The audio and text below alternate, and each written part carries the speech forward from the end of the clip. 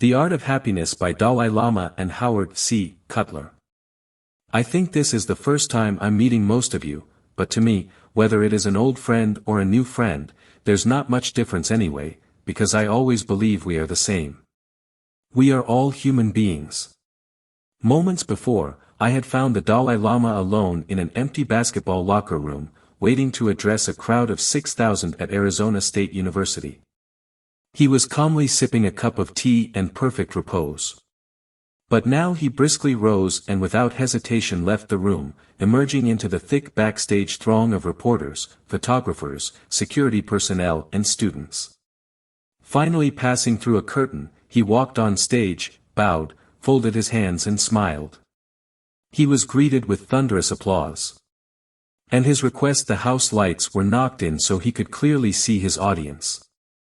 And for several moments he simply stood there, quietly surveying the audience with an unmistakable expression of warmth and goodwill.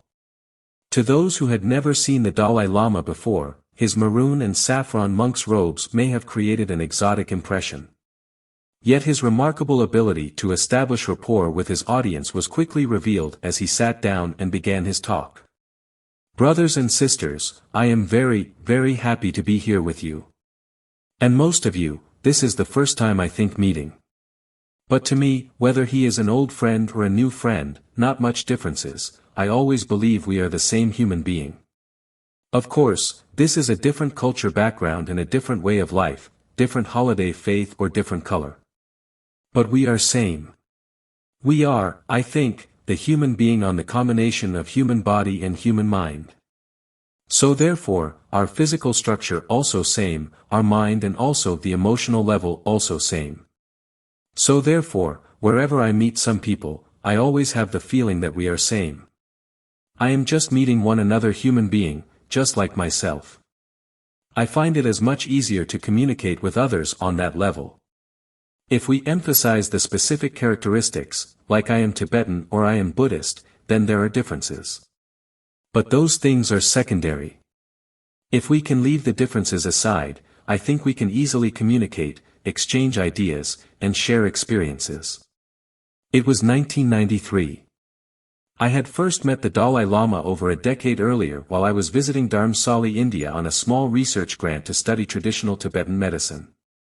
This beautiful and tranquil village perched on a hillside in the foothills of the Himalayas has been home of the Tibetan government in exile for almost 40 years. Ever since the Dalai Lama, along with 100,000 Tibetans, fled Tibet after the brutal invasion by Chinese forces. During my stay in Dharamsala, I had gotten to know several members of the Dalai Lama's family and was through them that my first meeting with him was arranged. Like so many other people, I came away from that first meeting in great spirits, with the impression that I had just met a truly exceptional man. As my contact with the Dalai Lama grew over the next several years, I gradually came to appreciate the many unique qualities of this man. He had a penetrating intelligence, but without artifice or cleverness, a kindness, but without excessive sentimentality, great humor, but without frivolousness, and the ability to inspire rather than awe. Over time, I became convinced that the Dalai Lama had learned how to live with a genuine sense of fulfillment and a degree of serenity that I had rarely encountered in other people, and I was determined to identify the principles that had enabled him to achieve this. I realized, of course, that many of his beliefs needed to be understood in the context of Buddhism, but I began to wonder if one could identify a set of his beliefs or practices that could be utilized by non-Buddhists as well. Practices that could be applied to our lives to simply help us become happier, stronger, perhaps less afraid. With these thoughts in mind, I hoped someday to have the opportunity to discuss his views at length and to explore his approach to everyday living.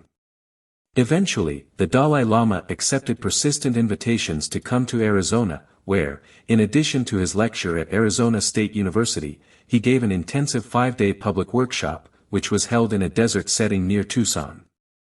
I arranged to meet with him for long private interviews during his stay in Arizona, and these discussions later continued at his home in Dharamsala. These public talks and private conversations became the basis for much of this book.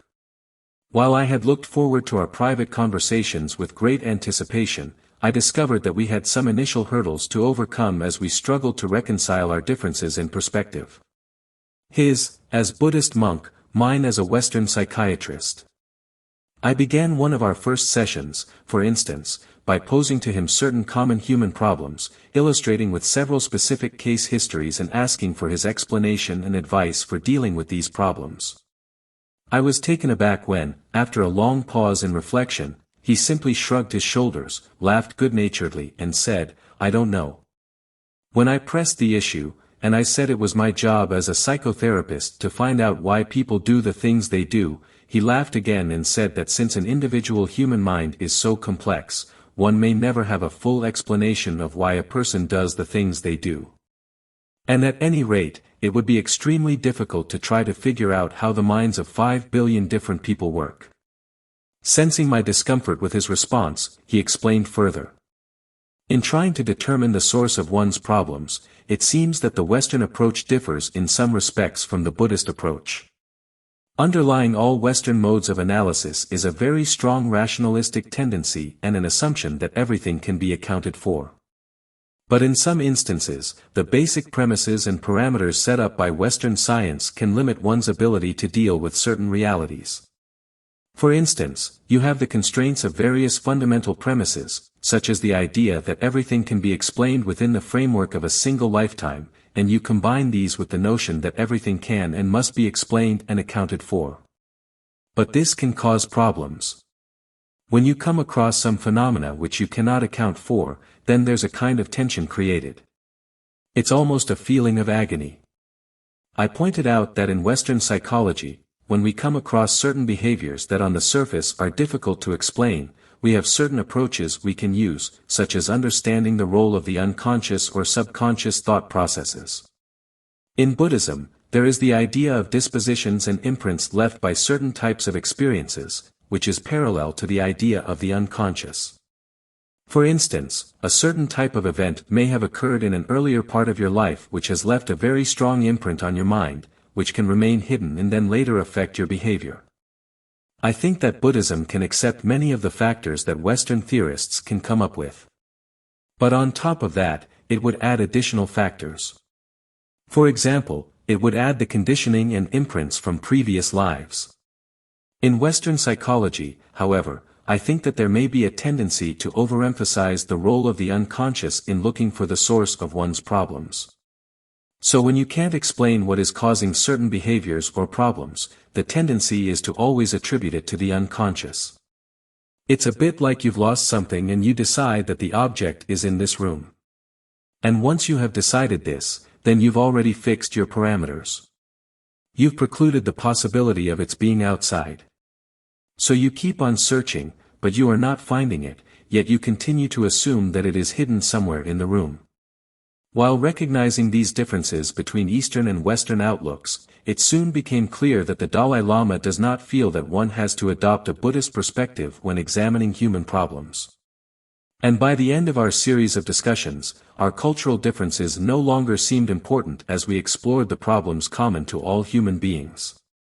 When I initially conceived of the idea for this book exploring the Dalai Lama's views, I envisioned a conventional self-help format in which the Dalai Lama would present clear and simple solutions to all of life's problems.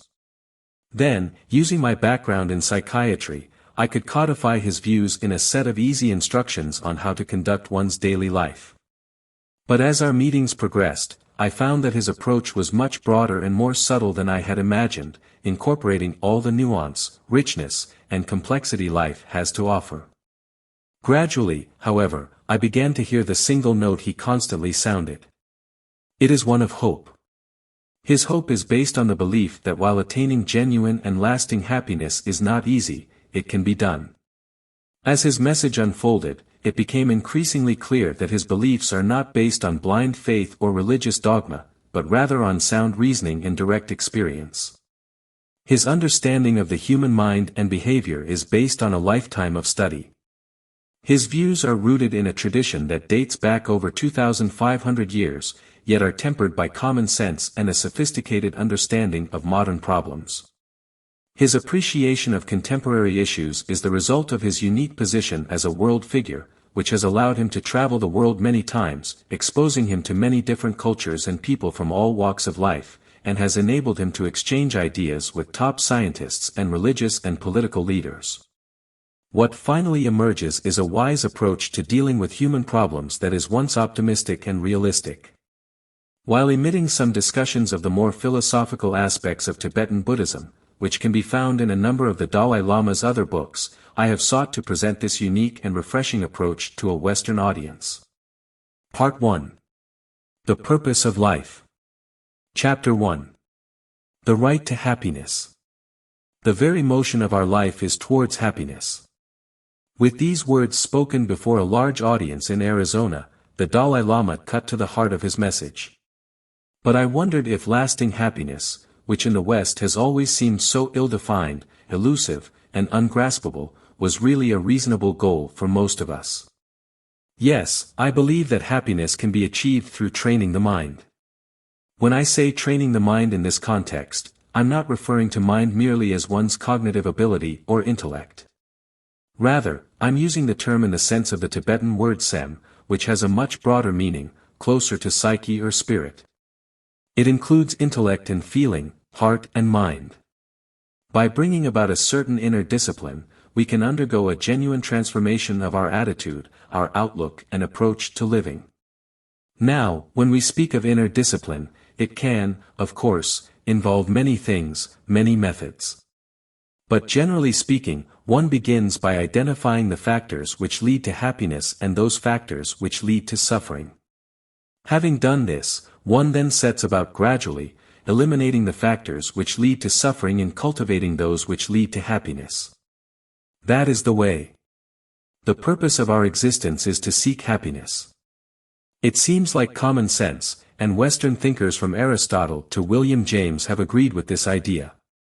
But isn't life based on seeking personal happiness self-centered, even self-indulgent? Not necessarily. Many surveys have shown that it is unhappy people who tend to be the most self-focused and are often socially withdrawn, brooding and even antagonistic. Happy people, in contrast, are generally found to be more sociable, flexible, creative, and able to tolerate life's daily frustrations more easily. And most important, they are found to be more loving and forgiving than unhappy people. So scientific evidence, as well as our own experience, tells us that there is an intimate connection between personal happiness and kindness towards others.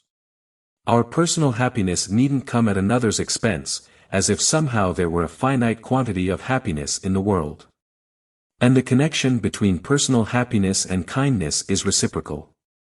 Not only are happy people found to be more caring, but unhappy individuals who begin to consciously cultivate genuine compassion will find this a powerful antidote to their own problems.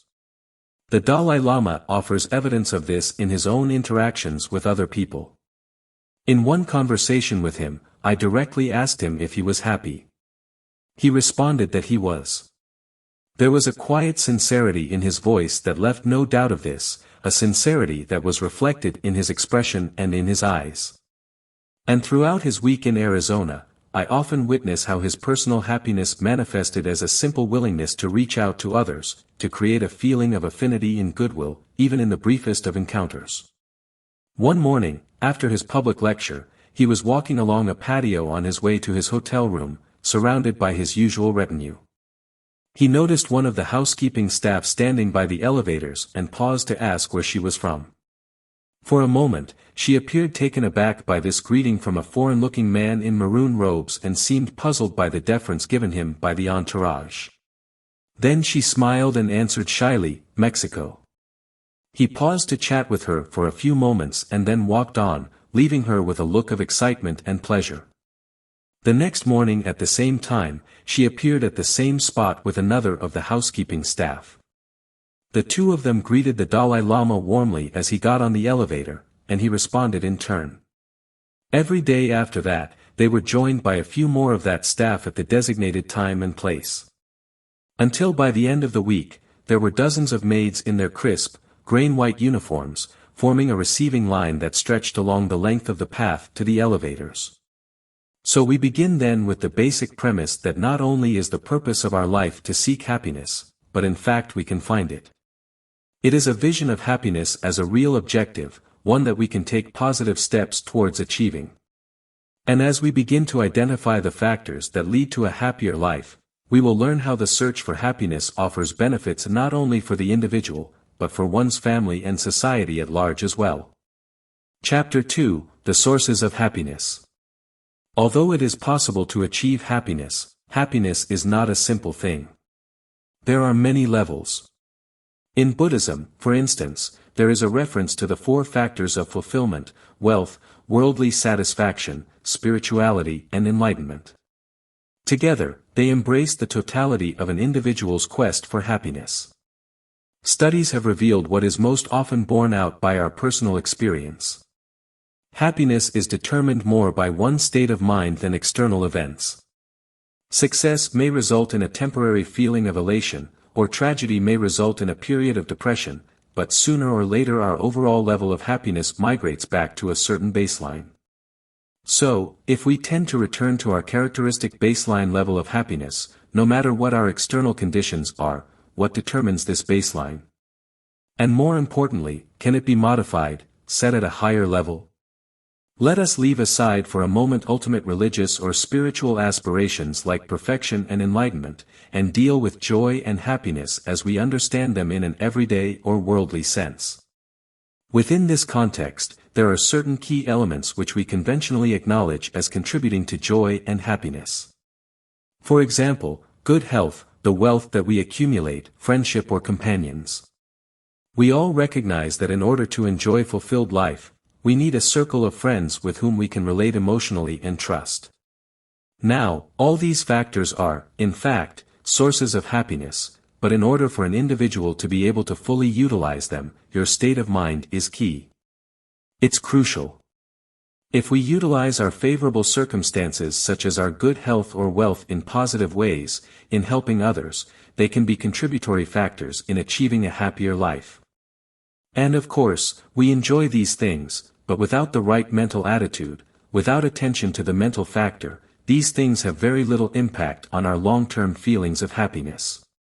For example, if you harbor hateful thoughts or intense anger somewhere deep down, then it ruins your health. Also, if one is mentally unhappy or frustrated, then physical comfort is not of much help. On the other hand, if you can maintain a calm, peaceful state of mind, then you can be a very happy person, even if you have poor health.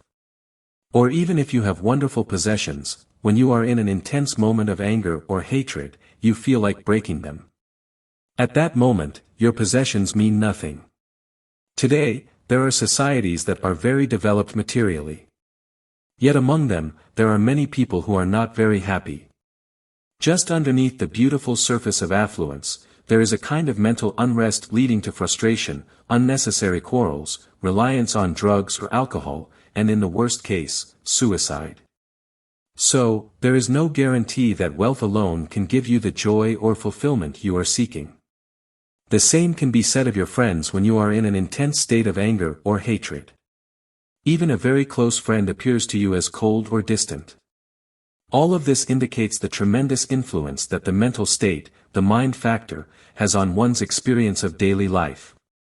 Naturally, then, we have to take that factor very seriously. While social, material, and possibly even genetic factors may play a role in happiness, there is general agreement among modern behavioral scientists that whether we are feeling happy or unhappy at any given moment is largely determined by our outlook. Surveys and studies have shown that once our basic survival needs are met, our level of life satisfaction often has little to do with our absolute conditions, but rather with how we perceive our situation, how satisfied we are with what we have. And, as the Dalai Lama notes, our outlook can be modified by deliberately developing an inner compassion and serenity that is unaffected by changes in material circumstances. So, leaving aside the perspective of spiritual practice in terms of our enjoying a happy day-to-day existence, the greater the calmness of your mind, the greater your peace of mind, the greater your ability to enjoy a happy and joyful life. I should mention that when we speak of a calm state of mind or peace of mind, we shouldn't confuse that with a totally insensitive, apathetic state of mind. Having a calm or peaceful state of mind doesn't mean being totally spaced out or completely empty. Genuine peace of mind is rooted in affection and compassion. There is a very high level of sensitivity and feeling there. As long as there is a lack of the inner discipline which brings calmness of mind, no matter what external facilities you have, they will never give you the feeling of joy and happiness that you are seeking. On the other hand, if you possess this inner quality, a calmness of mind, a degree of stability within, then even if you lack various external facilities that you would normally consider necessary for happiness, it is still possible to live a happy and joyful life. Though the Dalai Lama's words resonated with me, Western culture is to a considerable extent based on material acquisition, and our feelings of contentment are strongly influenced by a tendency to compare ourselves unfavorably with others and to continually long for more than we have. I think there are two kinds of desire. Certain desires are positive. A desire for happiness, it's absolutely right. The desire for peace, the desire for a more harmonious world. Certain desires are very useful, but at some point desires can become unreasonable. That usually leads to trouble. Now for example, sometimes I visit supermarkets. I really love to see supermarkets, because I can see so many beautiful things. So when I look at all these different articles, I develop a feeling of desire, and my initial impulse might be, oh, I want this, I want that. Then the second thought that arises, I ask myself, oh, do I really need this? The answer is, usually no. If you follow after that initial impulse, then very soon your pockets will empty. However, the other level of desire based on one's essential needs for food, clothing, and shelter is something more reasonable. Now a feeling of self-satisfaction alone cannot determine if a desire or action is positive or negative. A murderer may have a feeling of satisfaction at the time he is committing the murder, but that doesn't justify the act. All the non-virtuous actions, lying, stealing, sexual misconduct, and so on, are committed by people who may be feeling a sense of satisfaction at the time. The demarcation between positive and negative is not whether it gives you an immediate feeling of satisfaction, but whether it ultimately results in positive or negative consequences. For example, in the case of wanting more expensive possessions, if that is based on a mental attitude that just wants more and more, then eventually you'll reach a limit of what you can get. You'll come up against reality. And when you reach that limit, then you'll lose all hope, sink down into depression, and so on. That's one danger inherent in that type of desire. So I think that this kind of excessive desire leads to greed, an exaggerated form of desire based on over-expectation. And when you reflect on the excesses of greed, you'll find that it leads an individual to a feeling of frustration, disappointment, a lot of confusion, and a lot of problems.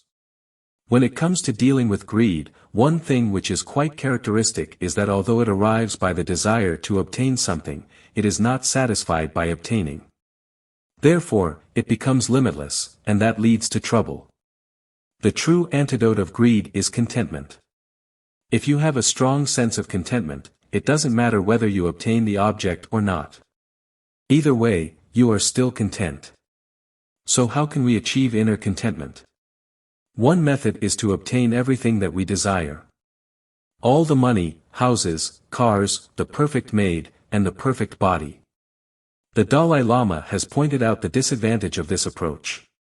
Soon or later we will run up against something we can't have. The second and more reliable method is not to have what we want, but to want what we have. Each of us has the ability to make a conscious decision, to limit the things that we want, and to learn to acknowledge and appreciate what we already have. Another source of happiness, closely linked with contentment, is a sense of self-worth. And the Dalai Lama has very personal views on what we should base our sense of self-worth and how this helps one contend with upheaval and misfortune. Now, in my case, suppose I had no depth of human feeling, no capacity for easily creating good friends. Without that, when I lost my own country, when my political authority in Tibet came to an end, becoming a refugee would have been very difficult. While I was in Tibet, there was a certain degree of respect given to the office of the Dalai Lama, and people related to me accordingly. regardless of whether they had true affection for me or not. But if that was the only basis of people's relation towards me, then when I lost my country, it would have been extremely difficult. But there is another source of worth and dignity from which you can relate to other fellow human beings. You can relate to them because you are still a human being within the human community.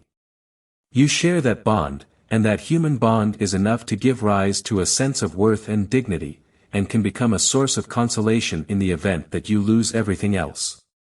Generally speaking, you can have two different types of individuals.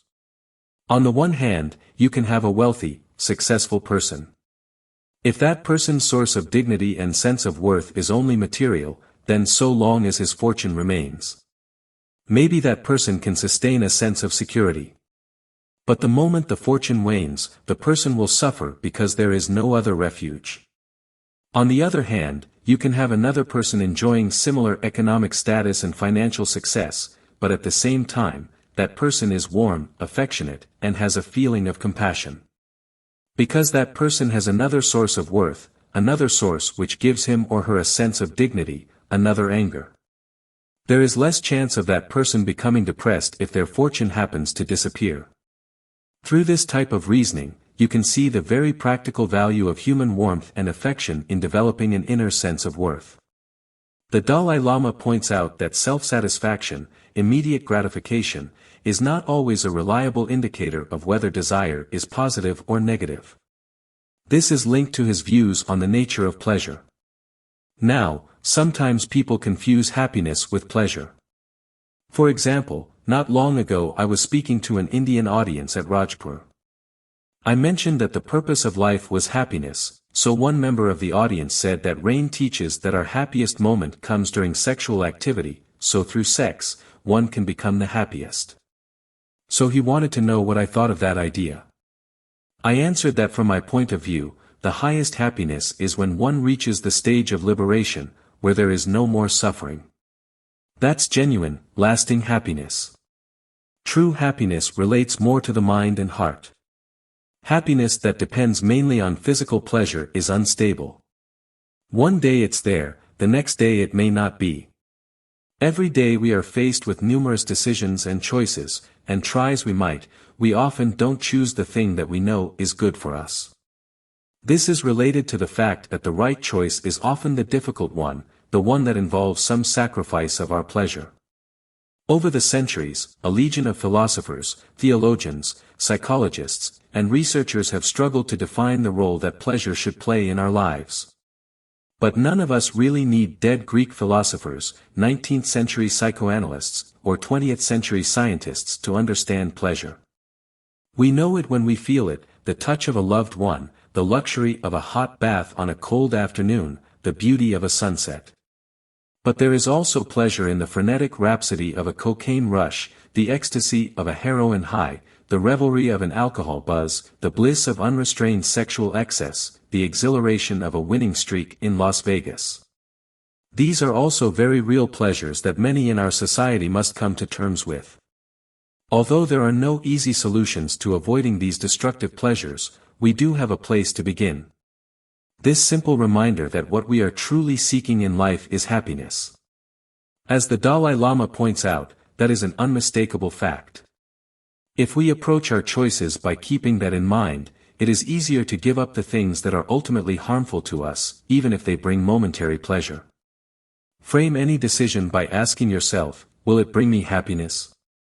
That simple question can be a powerful tool in helping us skillfully conduct all areas of our lives. Approaching our daily decisions and choices with this question in mind shifts the focus from what we are denying ourselves to what we are ultimately seeking, a stable and persistent happiness. With this perspective, it's easier to make the right choices because we are acting to give ourselves something, not denying or withholding from ourselves. An attitude of moving toward rather than moving away, an attitude of embracing life rather than rejecting it. Chapter 3: Training the Mind for Happiness. The first step in seeking happiness is learning. The choices and perceptions that create or destroy our happiness are all the product of our mental state. Once our basic needs for food, clothing, and shelter are met, we are left with a simple premise. We don't need more money, we don't need success, greater fame, we don't need the perfect body or even the perfect mate. Right now, at this very moment, we have a mind, which is all the basic equipment we need to achieve complete happiness. When we refer to mind or consciousness, there are many different varieties, thousands of different thoughts or different minds.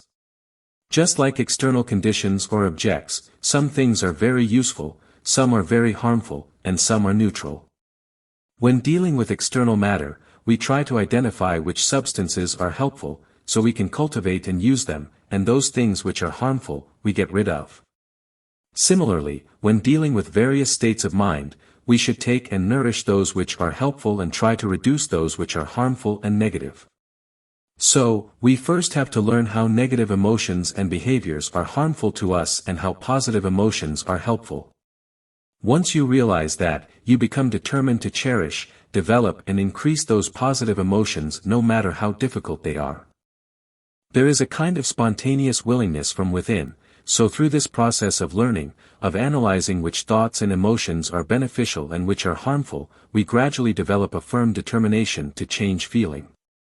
Now the secret to my own happiness, my own good future, is within my own hands. I must not miss that opportunity. In Buddhism, the principle of causality is accepted as natural law. In dealing with reality, you have to take that law into account.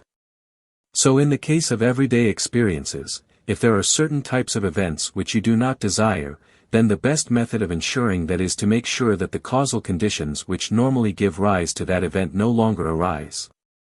Similarly, if you want a particular event or experience to occur, the logical thing to do is to seek and accumulate the causes and conditions that would give rise to it.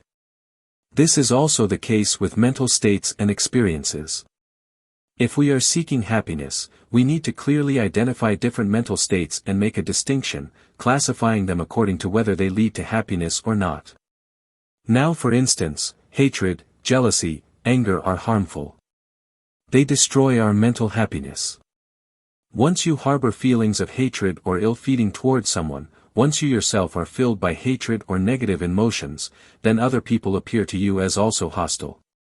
So as a result, there is more fear, greater inhibition and hesitation and a sense of insecurity. If you maintain a feeling of compassion, loving kindness, then something automatically opens your inner door. Through that, we can communicate much more easily with other people, and that feeling of warmth creates a kind of openness. It gives you a spirit of friendship. Then there's less need to hide things. And as a result, feelings of fear, self-doubt and insecurity are automatically dispelled. There was an appealing logic to the Dalai Lama's thoughts, but I wondered, if happiness was simply a matter of cultivating more positive mental states such as kindness and so on, why are so many people unhappy? Bringing about a transformation in one's outlook, one's way of thinking, is not a simple matter. It requires the application of many different factors from different directions. One shouldn't have the notion that there's just one key, a secret, and if you can get that right, then everything will be okay. It is similar to taking proper care of the physical body. You need a variety of nutrients, not just one or two.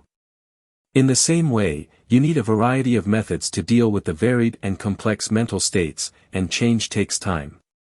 There are a lot of negative mental traits, so you need to address and counteract each one of these. That isn't easy. But I think that as time goes on, you can make positive changes. Every day, as soon as you get up, you can develop a sincere positive motivation, thinking, I will utilize this day in a more positive way.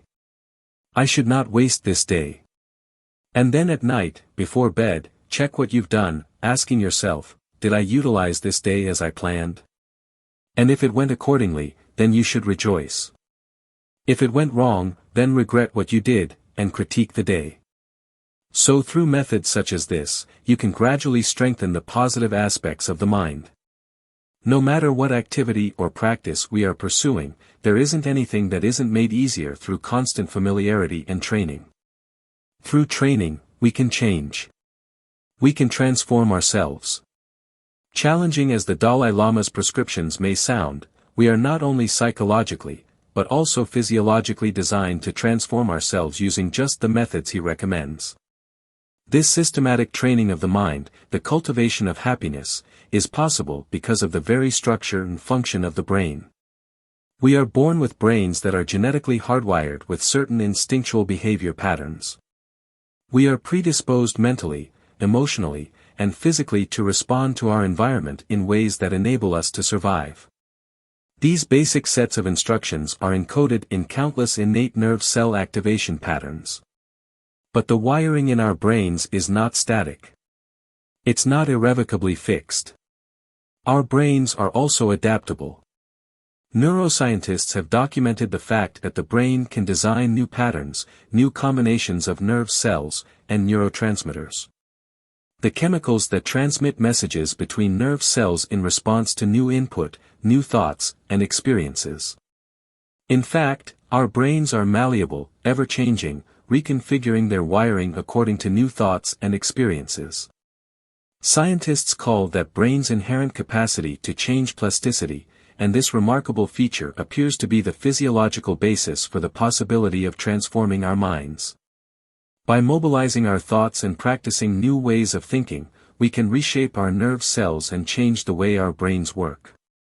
Mental retraining involves changes in understanding as well as emotional changes, although it may be natural for us to want to avoid suffering.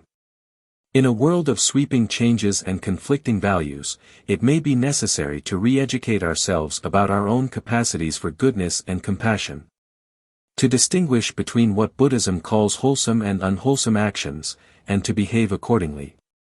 This is all part of the process of inner discipline described by the Dalai Lama, a discipline that includes attention to personal ethics.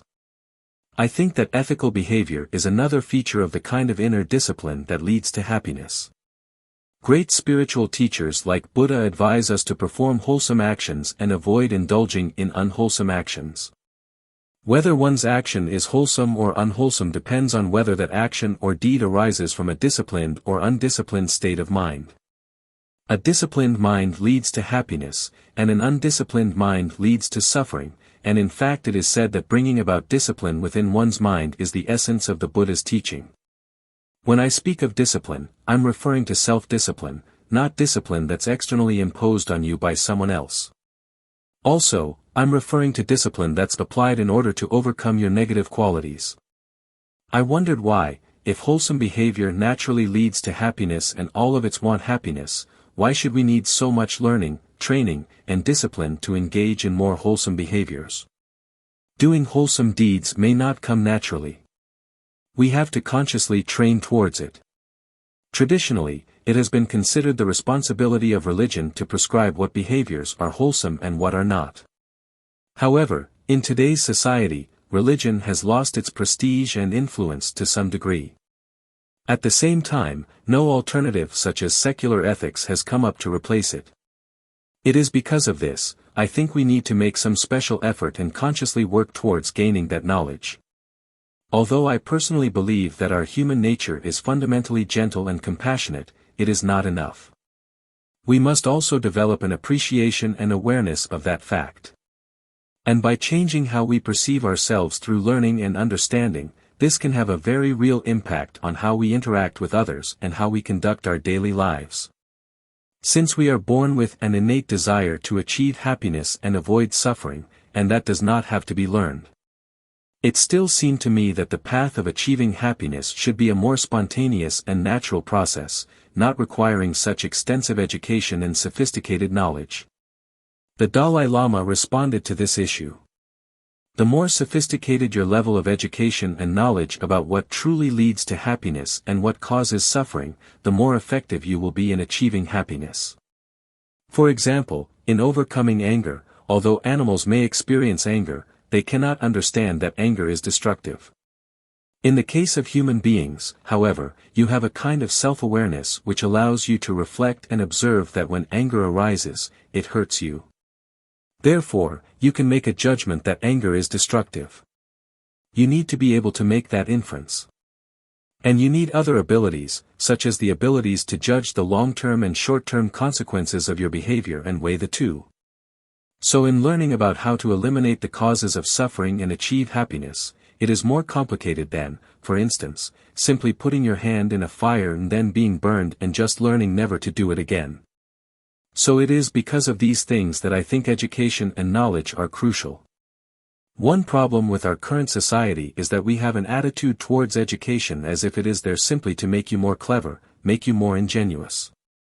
The most important use of knowledge and education is to help us understand the importance of engaging in more wholesome actions and bringing about discipline within our mind. Within our minds, to effect changes from within, to develop a good heart. Chapter 4, Our Fundamental Nature. We are made to seek happiness. And it is clear that feelings of love, affection, closeness and compassion bring happiness. The Dalai Lama's view that the purpose of human life is to seek happiness is closely linked to his belief that the fundamental nature of human beings is gentle and compassionate. That all beings possess an underlying state known in Buddhist philosophy as Buddha nature, a state in which the mind is completely untainted by the negative emotions and thoughts that are the source of our suffering. I believe that every one of us has the basis to be happy, to access the warm and compassionate states of mind that bring happiness. In fact, it is one of my fundamental beliefs that not only do we inherently possess the potential for compassion, but that the basic or underlying nature of human beings is gentleness. Now, the Buddhist doctrine of Buddha nature provides some grounds for the belief that the fundamental nature of all sentient beings is essentially gentle and not aggressive. But there are also other grounds in which I base this belief. I think the subject of human affection or compassion isn't just a religious matter, it's an indispensable factor in our day-to-day life. So first, if we look at the very pattern of our existence from an early age until our death, we can see the way in which we are nurtured by others' affection. It begins at birth. Our very first act after birth is to suck our mother's or someone else's milk. That is an act of affection, of compassion. Without that act of mutual affection, that bond, we cannot survive. That's clear. Then our physical structure seems to be more suited to feelings of love and compassion. We can see how a calm, affectionate, wholesome state of mind has beneficial effects on one's health and physical well-being, while negative states of mind, such as anger and hatred, are destructive to our health. We can also see that our emotional health is enhanced by feelings of affection. To understand this, we need only reflect on how we feel when others show us warmth and affection, or observe how our own affectionate feelings or attitudes automatically and naturally affect us. These gentler emotions and the positive behaviors that go with them lead to a happier family and community life. So, I think that one can infer that our fundamental nature is one of gentleness. And if this is the case, then it makes all the more sense to try to live a way of life which would be more in accordance with this basic, gentle nature of our being. But if this is the case, one also naturally wonders why there is so much aggression and conflict in the world.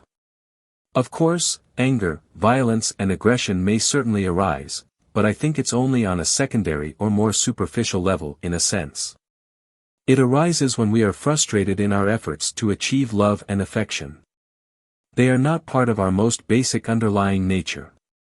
So, although aggression can occur, I believe that these conflicts aren't necessarily because of human nature, but rather a result of the human intellect, unbalanced human intelligence, misuse of our imaginative faculty.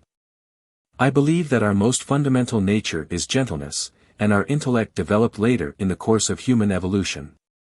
And if that human ability, that human intelligence develops in an unbalanced way, without being properly counterbalanced with compassion, then it can become destructive. But I think it's important to recognize that if human conflicts are created by misuses of human intelligence, we can also utilize our intelligence to find ways and means to overcome these conflicts. When human intelligence and human goodness or affection are used together, all human actions become constructive. When we combine a warm heart with knowledge and education, we can learn to respect others' views and others' rights. This becomes the basis of a spirit of reconciliation that can be used to overcome aggression and resolve our conflicts. The Dalai Lama's view of the underlying, compassionate nature of human beings seems to slowly be gaining ground in the West. Over the past 2 or 3 decades, there have been hundreds of scientific studies indicating that aggression and violence is not innate. It is not genetically programmed into human nature. Violent behavior is influenced by a variety of biological, social, situational, and environmental factors. Even though we have the neural apparatus to act violently, that behavior is not automatically activated. Most contemporary researchers in the field currently feel that we have the potential to develop into gentle caring people or violent aggressive people. The impulse that gets emphasized is largely a matter of training.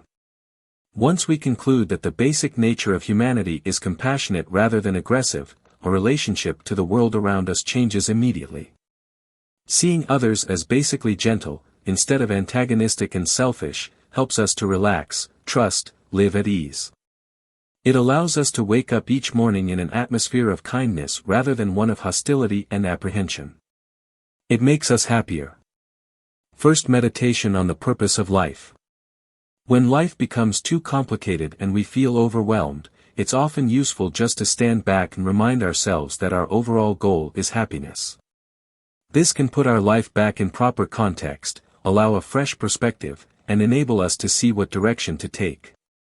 The Dalai Lama's understanding of the factors that ultimately lead to happiness is based on a lifetime of methodically observing his own mind, exploring the nature of the human condition, and investigating these things within a framework first established by the Buddha over 25 centuries ago. And from this background, he has come to some definite conclusions about which activities are most worthwhile. His words, a summary of his beliefs, can be used as the basis of a meditation as part of your own pursuit of happiness. Sometimes when I meet old friends, it reminds me how quickly time passes, and it makes me wonder if we've utilized our time properly or not. Proper utilization of time is so important. While we have this body, and especially this amazing human brain, I think every minute is something precious. Our day-to-day existence is very much alive with hope. Although there is no guarantee of one's future, there is no guarantee that tomorrow at this time we will be here. But still, we are working for that purely on the basis of hope, so we need to make the best use of our time. I believe that the proper utilization of time is this. If you can, serve other people, other sentient beings. If not, at least refrain from harming them. I think that is the whole basis of my philosophy. So let us reflect on what is truly a value in life, what gives meaning to our lives, and set our priorities based on that. The purpose of our life needs to be positive. We weren't born with the purpose of causing trouble, harming others. For our life truly to be of value, I think we must develop basic, good human qualities, warmth, kindness, compassion. Then our life becomes meaningful and more peaceful, happier. Part 2, Human Warmth and Compassion. Chapter 5, A New Model for Intimacy. Within all beings, there is the seed of perfection. However, compassion is required in order to activate that seed, which is inherent in our heart and minds. Satisfying and fulfilling human relationships is a key ingredient to a happier life, and I spent some time discussing the subject with the Dalai Lama. One afternoon while sitting in a hotel lobby waiting for my meeting with him to begin, I had been absolutely reading the personal section of a local alternative newspaper. Densely packed pages of people searching desperately to connect with another human being. Still thinking of those ads as I sat down to begin my session with the Dalai Lama, I asked if he ever got lonely. To my surprise, he said no. I asked him why that was. I think one factor is that I look at any human being from a more positive angle. I try to look for their positive aspects. This attitude immediately creates a feeling of affinity, a kind of connectedness, and it may partly be because on my part. There is less apprehension, less fear, that if I act in a certain way, maybe the person will lose respect or think that I am strange. So, because that kind of fear and apprehension is absent, there is a kind of openness.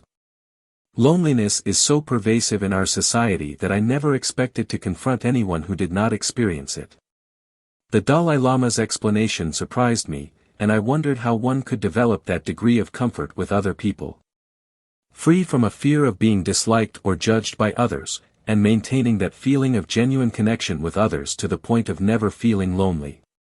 My basic belief is that you first need to realize the usefulness of compassion.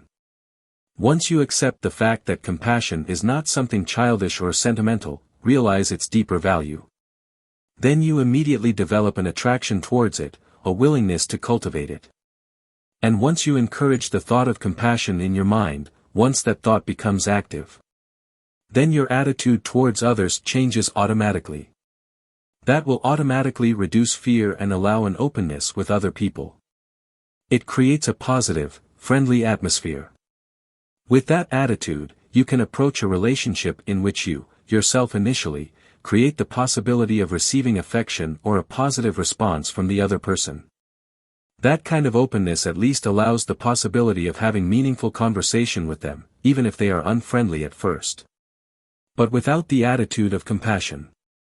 If you are feeling closed, irritated, or indifferent, then you can even be approached by your best friend and you just feel uncomfortable. I think that in many cases people expect the other person to respond to them in a positive way first, rather than taking the initiative themselves to create that possibility. I feel that's wrong and can act as a barrier that just serves to promote a feeling of isolation from others. So if you wish to overcome the feeling of isolation and loneliness, I think that your underlying attitude makes a tremendous difference. And approaching others with the thought of compassion in your mind is the best way to do this. In addition to our private discussions, the Dalai Lama had introduced the idea of compassion in his public talks as well. He explained in detail the importance of our compassionate interaction with other sentient beings, and stressed the importance of understanding that life is made up of inextricable links to other people, both known and unknown, on whom we depend. I sat among the crowd of 1,500 people that afternoon, listening to him speak of these ideas, but for some reason I felt a certain instinctive resistance to what he was saying. Although I've always highly valued my family and friends, I've always prided myself on self-reliance, and considered myself to be an independent person. Secretly perhaps, I've tended to regard overly dependent people with a kind of contempt, a sign of weakness. Yet then afternoon as the Dalai Lama spoke, something happened. As our dependence on others was not my favorite topic, my mind had started to wander, and I found myself absolutely removing a loose thread from my shirt sleeve. As the Dalai Lama spoke about how we are all dependent on others' efforts in cooperation, I began to think about all the people who were involved in the making of my shirt. I started by imagining the farmer who grew the cotton. Next, the salesman who sold him the tractor to plow the field. Then the hundreds or even thousands of people involved in manufacturing that tractor, including the people who mine the ore to make the metal for each part of the tractor, and all the designers of the tractor. Then, of course, the people who processed the cotton and wove the cloth, the people who cut, dyed, and sewed that cloth, the cargo workers and truck drivers delivering it to the store, and the salesperson who sold it to me. It occurred to me that virtually every aspect of my life came about as a result of other people's efforts. My precious self-reliance was a complete illusion. As this realization dawned on me, I was overcome with a profound sense of the interconnectedness and interdependence of all beings. I felt a softening, something, it made me want to cry. The Dalai Lama's views about loneliness and human interconnectedness had been surprising and enlightening, but in discussing human relationships, it is clear that there are many different kinds of relationships, many different ways in which we can relate to one another. In Western culture, for instance, it is considered important to have one special person with whom you can share a deep intimacy, a person such as a lover or a spouse.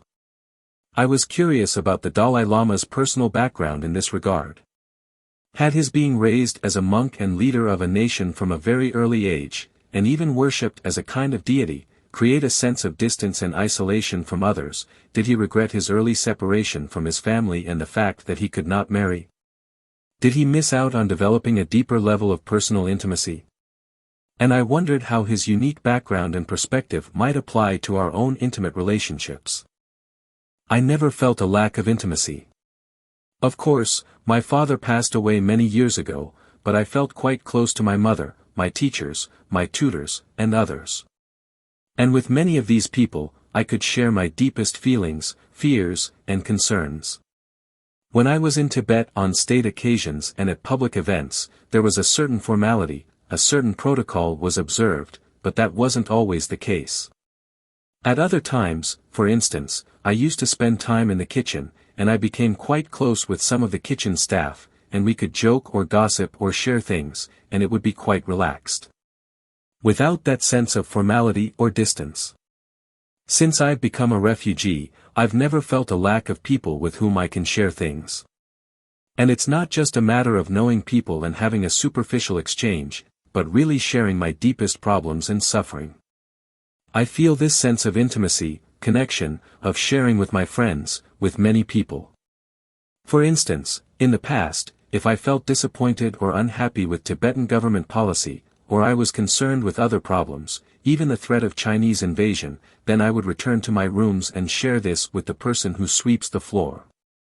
From one point of view, it may seem quite silly, the Dalai Lama, the head of the Tibetan government facing some international or national problems and sharing that with a sweeper. But personally, I feel it is very helpful because the other person participates and we can face the problem or suffering together. The influential British psychoanalyst John Bowlby wrote that intimate attachments to other human beings are the hub around which a person's life revolves.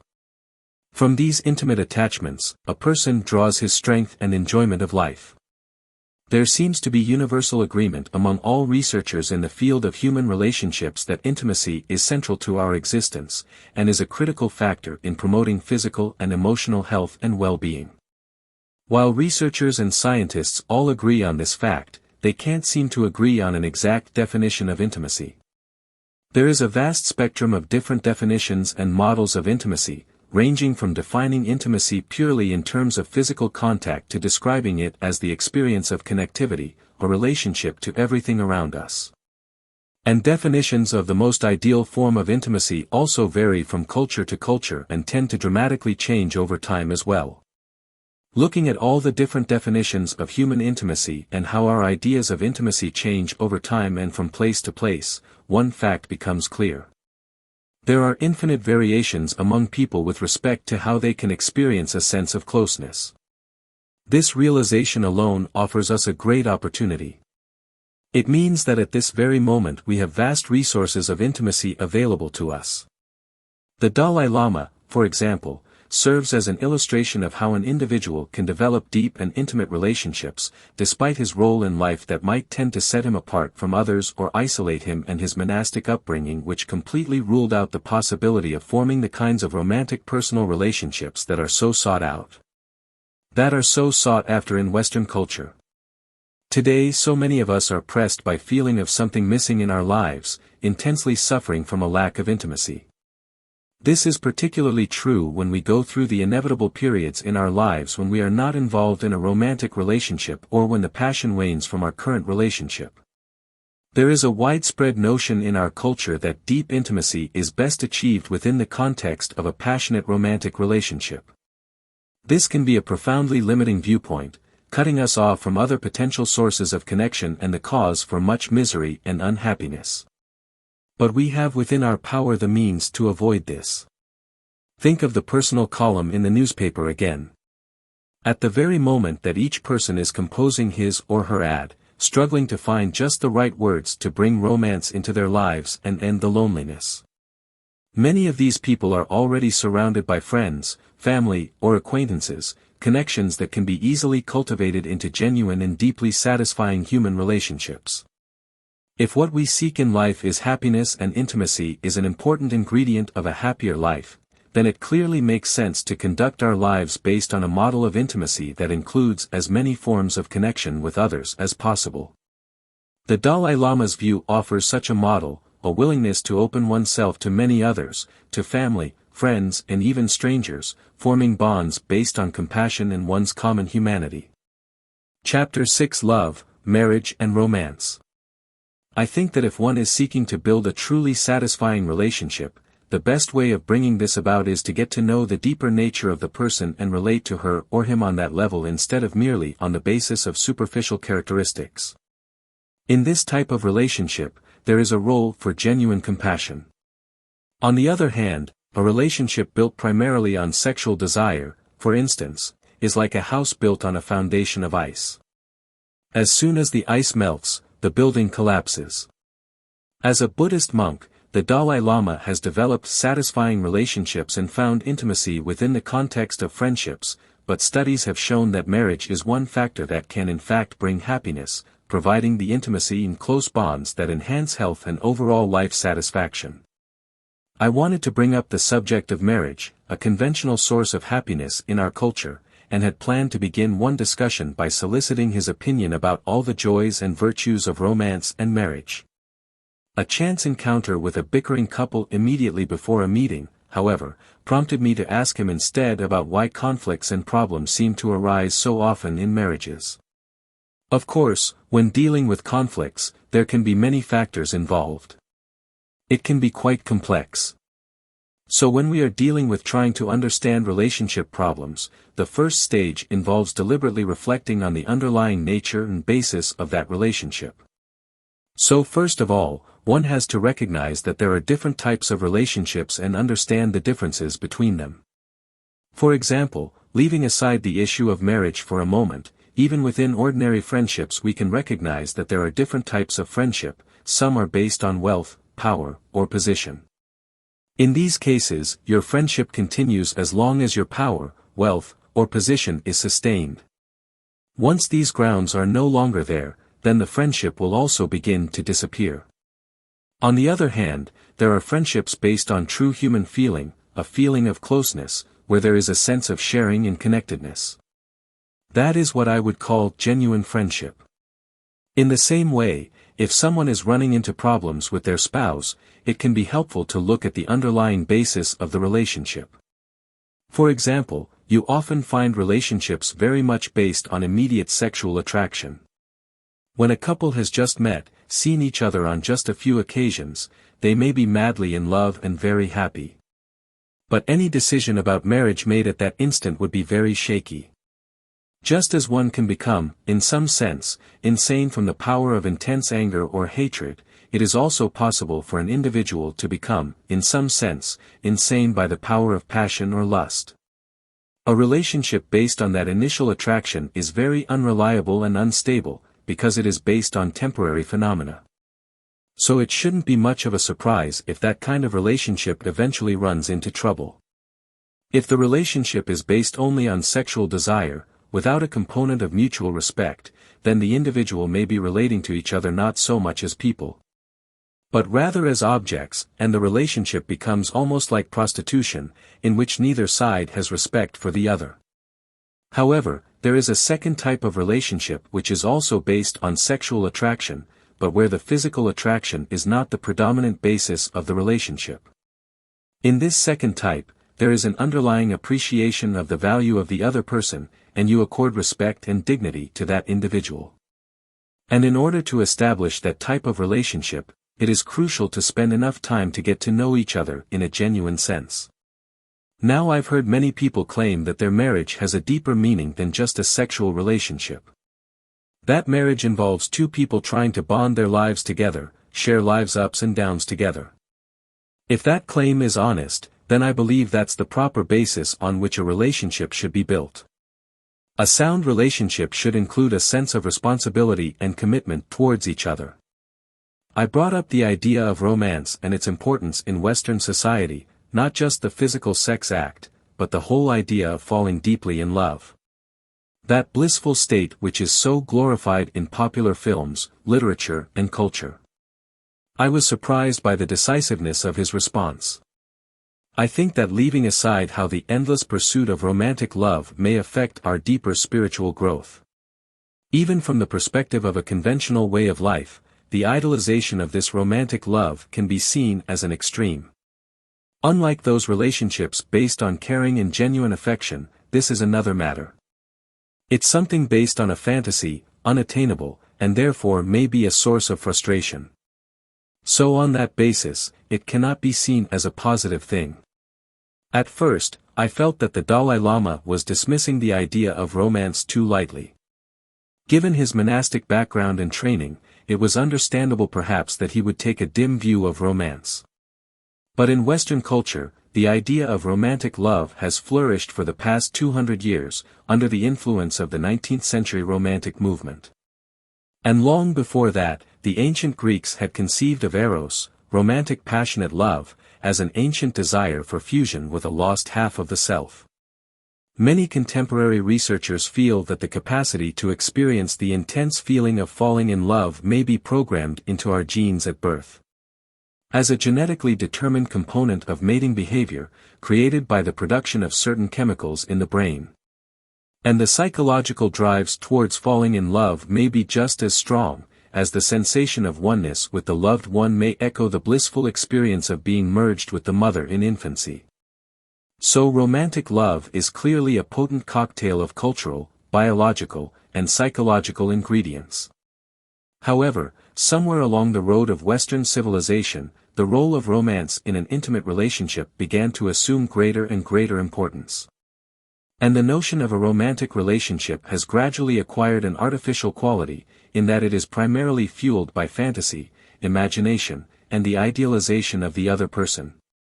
And all too often, when reality intrudes, and one discovers the inevitable human flaws of one's lover, the romantic idealized vision of the other person evaporates. And the relationship is in danger of collapse. From this perspective, perhaps the Dalai Lama's view of romance is not far off the mark.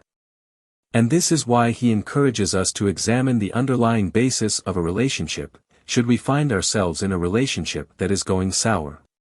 Sexual attraction, or even the intense feeling of falling in love, may play a role in forming an initial bond between two people, to draw them together. But like a good epoxy glue, that initial bonding agent needs to be mixed with other ingredients before it will harden into a lasting bond. Ingredients such as affection, compassion, and mutual respect as human beings. Chapter 7, The Value of Compassion. I truly believe that compassion provides the basis for human survival, the real value of human life, and that without that, there is a basic piece missing. And a compassionate attitude is something that we can always carry with us. The development of compassion plays a far greater role in the Dalai Lama's life than simply as a means to cultivating a feeling of warmth and affection, a means of improving our relationships with others. It is an integral part of his spiritual path, a critical element in achieving the full realization of our spiritual potential. He further explained his views on the topic. Compassion can be roughly defined in terms of the state of mind, which is non-violent, non-harming, and non-aggressive. It is a mental attitude based on the wish for others to be free of their suffering, and is associated with a sense of commitment, responsibility, and respect towards the other. In the Tibetan word sua, there is also a sense of state of mind that can wish for good things for oneself. In developing compassion, perhaps one could begin with the wish that oneself be free of suffering, and then taking that natural feeling and cultivating it, enhancing it, and then extending it out to include and embrace others. Now, when people speak of compassion, there is often a danger of confusing compassion with attachment. So when we discuss compassion, we must make a distinction between two types. One kind is tinged with attachment, the feeling of controlling someone, or loving them so that they'll love you back. This ordinary type of compassion is quite partial and biased, because it is based on perceiving the other person as a friend or someone who is close to you. But this kind of love or compassion is unstable. If there is a change, a disagreement perhaps, or your friend does something to make you angry, then all of a sudden, your mental projection changes. The concept, my friend, is no longer there, and your feeling changes, and you may even have a feeling of hatred. So that kind of love, based on attachment, can be closely linked with hatred. But there is a second type of compassion that is free from such attachment. That is genuine compassion. That kind is based on the rationale that every human being has an innate desire to be happy and overcome suffering just like myself. And just like myself, they have the natural right to fulfill this fundamental aspiration. On the basis of the recognition of this equality and commonality, you can feel a compassion regardless of whether you view him or her as a friend or an enemy. It is based on the other's fundamental rights, rather than your own mental projection. Making the distinction between these two kinds of compassion and cultivating genuine compassion can be quite important in our day-to-day life. For instance, in marriage, there is generally a component of emotional attachment. But if there is a component of genuine compassion as well, based on mutual respect, the marriage tends to last a long time. In the case of emotional attachment without compassion, the marriage is more unstable and tends to end more quickly. It seemed to me that it might be quite difficult to develop that kind of universal compassion, that kind of generic compassion divorced from personal feeling. And since love and compassion is a subjective feeling and a person would experience the same feeling or emotional tone in either type, why was it so important to distinguish between the two? I think there is a different quality between the feeling of genuine love and compassion and love based on attachment. It's not the same feeling. The feeling of genuine compassion is much stronger, much wider. It has a very profound quality. For example, if you see an animal intensely suffering, like a fish writhing with a hook in its mouth, you might spontaneously experience a feeling of not being able to bear their pain. That feeling isn't based on a special connection with that particular animal, but simply on the fact that this being also has feeling and experience pain and has a right not to experience such pain. That kind of compassion is much more sound and more durable in the long run.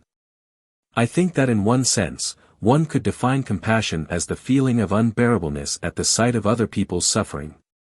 And in order to generate that feeling, one must first have an appreciation of the seriousness or intensity of another's suffering. So the more fully one understands suffering and the various kinds of suffering we are subject to, the deeper will be one's level of compassion. I noted that by definition, compassion involves opening oneself to another's suffering, sharing another's suffering. But I asked the Dalai Lama, why would we want to take on another's suffering when we don't even want our own and go to great lengths to avoid it? His response was unhesitating. I feel that there is a significant difference between your own suffering and the suffering you might experience in a compassionate state in which you take upon yourself and share other people's suffering. A qualitative difference. When you think about your own suffering, there is a feeling of being totally overwhelmed, a sense of being burdened, of being pressed under something, a feeling of helplessness. There is a dullness, almost as if your faculties have become numb. But in the case of compassion, the feeling is much different. You may still initially experience a certain degree of discomfort, but underlying the uncomfortable feeling is a very high level of alertness and determination because you are voluntarily and deliberately accepting another's suffering for a higher purpose. There is a feeling of connectedness and commitment, a feeling of freshness rather than dullness. So mental attitude makes a tremendous difference. In recent years, there have been many studies that support the idea that developing compassion and altruism has a positive impact on many aspects of our physical health. Compassionate behavior also contributes to emotional health, as studies have shown that reaching out to help others can induce a feeling of happiness, a calm mind, and reduce depression. While the scientific evidence backs up the Dalai Lama's position on the very real and practical values of compassion, we need not rely solely on scientific studies and research. We can easily discover the links between caring, compassion, and personal happiness in our own lives and those around us. Second, meditation on compassion. In discussing various techniques to cultivate compassion, the Dalai Lama has often mentioned the vital role of empathy, the ability to imagine oneself in another situation. One of the most effective techniques of developing empathy is to begin by looking for the most fundamental trait we all have in common with others, our humanity. The following simple exercise offered during one of the Dalai Lama's public talks elegantly crystallizes his thoughts on the subject of cultivating compassion. In generating compassion, you start by recognizing that you do not want suffering and that you have a right to happiness. This can be verified or validated by your own experience. You then recognize that other people, just like yourself, also do not want to suffer and they have the right to happiness. So this becomes the basis of your beginning to generate compassion. So, let us meditate on compassion today.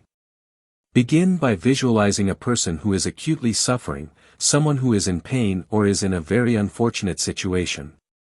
For the first 3 minutes of the meditation, reflect on that person's suffering in a more analytic way. Think about their intense suffering and the unfortunate state of that person's existence. After thinking about that person's suffering for a few minutes, next try to relate that to yourself, thinking that individual has the same capacity for experiencing pain, joy, happiness and suffering that I do. Then try to allow your natural response to arise, a natural feeling of compassion towards that person. Try to arrive at a conclusion, thinking how strongly you wish for that person to be free from that suffering and resolve that you will help that person to be relieved from their suffering. Finally, place your mind single-pointedly on that kind of conclusion or resolution, and for the last few minutes of the meditation, try to simply generate in your mind a compassionate or loving state. At the time of the Buddha, a woman named Kisa Katami suffered the death of her only child. Unable to accept it, she ran from person to person, seeking a medicine to restore her child to life. The Buddha was said to have such a medicine. Kisa Katami went to the Buddha, paid homage, and asked, "Can you make a medicine that will restore my child?" "I know of such a medicine," the Buddha replied, "but in order to make it I must have certain ingredients." Relieved, the woman asked, "What ingredients do you require?" "Bring me a handful of mustard seed," said the Buddha. The woman promised to procure it for him, but as she was leaving he added, "I required the mustard seed to be taken from a household where no child, spouse, parent or servant has died." The woman agreed and began going from house to house in search of the mustard seed. At each house the people agreed to give her the seed, but when she asked them if anyone had died in that household, she could find no home where death had not visited. In one house a daughter, in another a servant, in others a husband or a parent had died. Kisa Katami was not able to find a home free from the suffering of death. Seeing she was not alone in her grief, the mother let go of her child's lifeless body and returned to the Buddha, who said with great compassion, "You thought that you alone had lost a son. The law of death is that among all living creatures there is no permanence." It is clear from many of the Dalai Lama's speeches and remarks that compassion and suffering are closely linked in his philosophy. It is difficult to learn genuine compassion without understanding suffering, and we cannot fully understand suffering without directly confronting it first. And yet we have so many ways of denying or avoiding our problems, pain and suffering. In beginning to learn how to deal with suffering, the story of Kisa Katami is very instructive. Her insight into the universal nature of human suffering did not lessen the inevitable suffering that came from her loss. But it did reduce the suffering that came from struggling against the sad fact of life. Although the Dalai Lama believes that we may move towards happiness and freedom from suffering, we must begin that process by accepting it as a natural fact of human existence and courageously facing our problems head-on. In our daily lives problems are bound to arise. The biggest problems in our lives are the ones which we inevitably have to face, like old age, illness and death. Trying to avoid our problems or simply not thinking about them may provide temporary relief. But I think that there is a better approach. If you directly confront your suffering, you will be in a better position to appreciate the depth and nature of the problem. If you are in battle, as long as you remain ignorant of the status and combat capability of your enemy, you will be totally unprepared and paralyzed by fear. However, if you know the fighting capability of your opponents, what sort of weapons they have and so on, then you are in a much better position when you engage in the war. You might consider things like old age and death as negative, unwanted and simply try to forget about them. But eventually these things will come anyway. And if you have avoided thinking about these things, when the day comes that these events occur, it will come as a shock, causing unbearable mental uneasiness. However, if you spend some time thinking about old age, death and these other unfortunate things, your mind will be much more stable when these things actually happen. You have already anticipated that they will occur. There is really no avoiding the fact that suffering is a part of life. And of course we have a natural tendency to dislike our suffering and problems. I think that ordinary people don't view the very nature of our existence to be characterized by suffering. I mean, on your birthday people usually say happy birthday. But actually the day of your birthday was the birth of your suffering. But nobody says happy birth of suffering day. Our attitude towards suffering becomes very important because it can affect how we cope with suffering when it arises. Now, our usual attitude consists of any intense aversion and intolerance of our pain and suffering. However, if we can transform our attitude towards suffering, adopt an attitude that allows us greater tolerance of it, then this can do much to help counteract feelings of mental unhappiness, dissatisfaction and discontent. I think how you perceive life as a whole plays a role in your attitude about suffering. For instance, if your basic outlook is that suffering is negative and must be avoided at all cost, and in some sense is a sign of failure, this will add a distinct psychological component of anxiety and intolerance. When you encounter difficult circumstances, a feeling of being overwhelmed. On the other hand, if your basic outlook accepts that suffering is a natural part of one's existence, this will undoubtedly make you more tolerant towards the adversities of life. And without a certain degree of tolerance towards our suffering, our life becomes miserable. Then it's like having a very bad night. That night seems eternal. It never seems to end.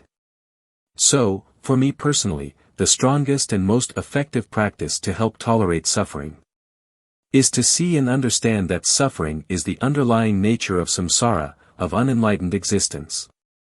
Samsara, a Sanskrit term, is considered a state of existence characterized by endless cycles of life, death and rebirth. This term also refers to our ordinary state of day-to-day existence, which is characterized by suffering. All beings remain in the state, propelled by karmic imprints from past actions and negative delusory states of mind, until one removes all negative tendencies of mind and achieves a state of liberation. I mentioned to the Dalai Lama that the idea of the underlying nature of existence, at least our ordinary daily existence, which is characterized by suffering and is basically unsatisfactory, sounded somewhat discouraging and pessimistic. When I speak of the unsatisfactory nature of existence, this is in the context of the overall Buddhist path. These reflections have to be understood in their proper context, which is within the framework of the Buddhist path. Unless this view of suffering is seen in its proper context, there is a danger of misunderstanding this type of approach as being rather pessimistic and negative. Consequently, it's important to understand the basic Buddhist stance towards the whole issue of suffering.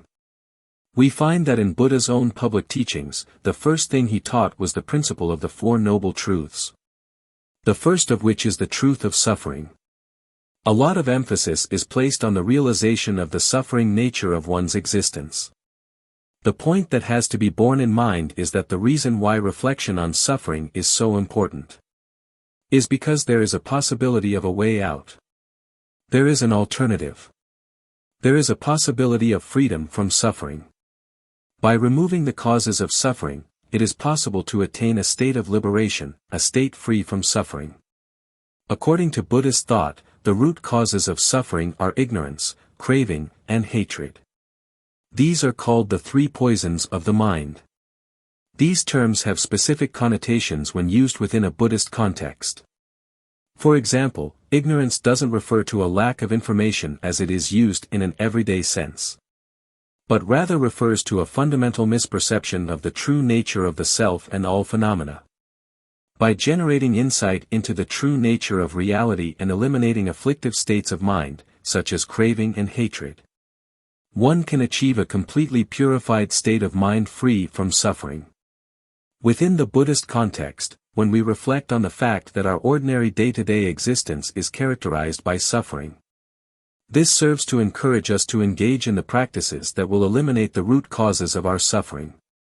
I began to sense how reflecting on our suffering nature could play a role in accepting life's inevitable sorrows, and even as a valuable method of putting our daily problems in proper perspective. But I was curious to hear how the Dalai Lama dealt with suffering on a more personal level. How he handled the loss of a loved one, for instance.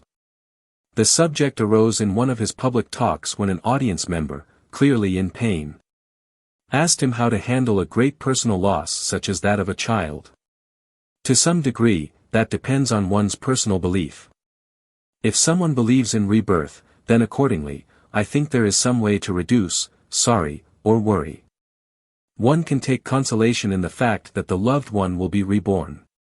For those people who do not believe in rebirth, then I think there are still some simple ways to help deal with the loss.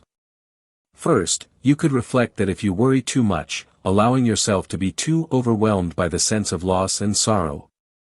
And if you carry on with that feeling of being overwhelmed, not only is it very destructive and harmful to yourself, ruining your health, but also it would not have any benefit to the person who has passed away. For example, in my own case, I have lost my most respected tutor, my mother, and also one of my brothers. When they passed away, of course, I felt very, very sad. Then I constantly kept thinking that it's no use to worry too much. And if I really loved those people, then I must fulfill their wishes with a calm mind. So I try my best to do that. So I think if you've lost someone who is very dear to you, that's the proper way to approach it. You see, the best way to keep a memory of that person is to see if you can carry on the wishes of that person. Initially, of course, feelings of grief and anxiety are a natural human response to a loss. But if you allow these feelings of loss and worry to persist, there's a danger. If these feelings are left unchecked, they can lead to a kind of self-absorption. A situation where the focus becomes your own self. And when that happens, you become overwhelmed by the sense of loss. And you get a feeling that it's only you who is going through this. Depression sets in. But in reality, there are others who will be going through the same kind of experience. So if you find yourself worrying too much, it may help to think of the other people who have similar or even worse tragedies. Once you realize that, then you no longer feel isolated as if you have been picked out. That can offer you some kind of condolence. The wish to be free of suffering is the legitimate goal of every human being. It is the corollary of our wish to be happy. Thus, it is entirely appropriate that we seek out the causes of our unhappiness. And do whatever we can to alleviate our problems, searching for solutions on all levels. Global, societal, family, and individual. But as long as we view suffering as an unnatural state, an abnormal condition that we fear, avoid, and reject, we will never uproot the causes of suffering or begin to live a happier life. Chapter 9. Self-created suffering and change. What type of future will come about to a large extent lies within your own hands in the present. It will be determined by the kind of initiatives that we take now. We have discussed the importance of accepting suffering as a natural fact of human existence. And facing our problems directly and authentically. While some kinds of suffering are inevitable, others are self-created. With growing technology, the general level of physical comfort has improved for many in Western society. This has caused a critical shift in perception. As suffering becomes less visible, it is no longer seen as part of the fundamental nature of human beings, but rather as an anomaly, a sign that something has gone terribly wrong. A sign of the failure of some system, an infringement on our guaranteed right to happiness. This kind of thinking poses hidden dangers. If we think of suffering as something unnatural, something that we shouldn't be experiencing, then it's not much of a leap to begin to look for someone to blame for our suffering. If I'm unhappy, then I must be the victim of someone or something, an idea that is all too common in the West. The victimizer may be the government, the educational system, abusive partners, a dysfunctional family, the other gender, or our uncaring mate. Or, we may turn blame inward. There's something wrong with me. I'm the victim of disease, of defective genes perhaps. By continuing to focus on assigning blame and maintaining a victim stance, we perpetuate our suffering. And our related feelings of anger, frustration, and resentment. This is one way that we can create our own suffering, but we add to our own suffering in other ways also. All too often, for example, we perpetuate pain, keep it alive, by replaying our hurts over and over in our minds. Elaborating and magnifying our injustices in the process. We can see that there are many ways in which we actively contribute to our own experiences of mental unrest and suffering. Although, in general, mental and emotional afflictions themselves can come naturally. Often it is our own reinforcement of those negative emotions that make them so much worse. For instance, when we have anger or hatred towards a person and we keep on thinking about it over and over, then it feeds the hatred. It makes it very powerful and intense. We also often add to our pain and suffering by being very overly sensitive. Overreacting to minor things and sometimes taking things too personally. So I think that to a large extent, whether or not you suffer depends on how you respond to a given situation.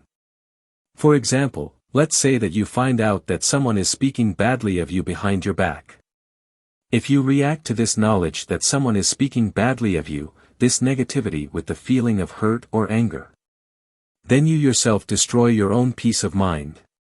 Your pain is your own personal creation. On the other hand, if you can refrain from reacting in a negative way, let the slander pass by you as if it were cited when passing behind your ears. You would protect yourself from that feeling of hurt and feeling of agony.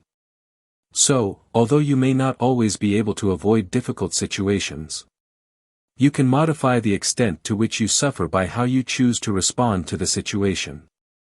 Therapists sometimes call the process described by the Dalai Lama personalizing our pain. The tendency to narrow our psychological field of vision by interpreting or misinterpreting everything that occurs in terms of its impact on us. When this kind of thinking becomes a pervasive pattern and extends to include every comment made by our family or friends, or even events in society at large, it can become a significant source of our misery. A Jack Lusran, the survivor of the Buchenwald concentration camp, wrote in later recounting his experiences in the camps.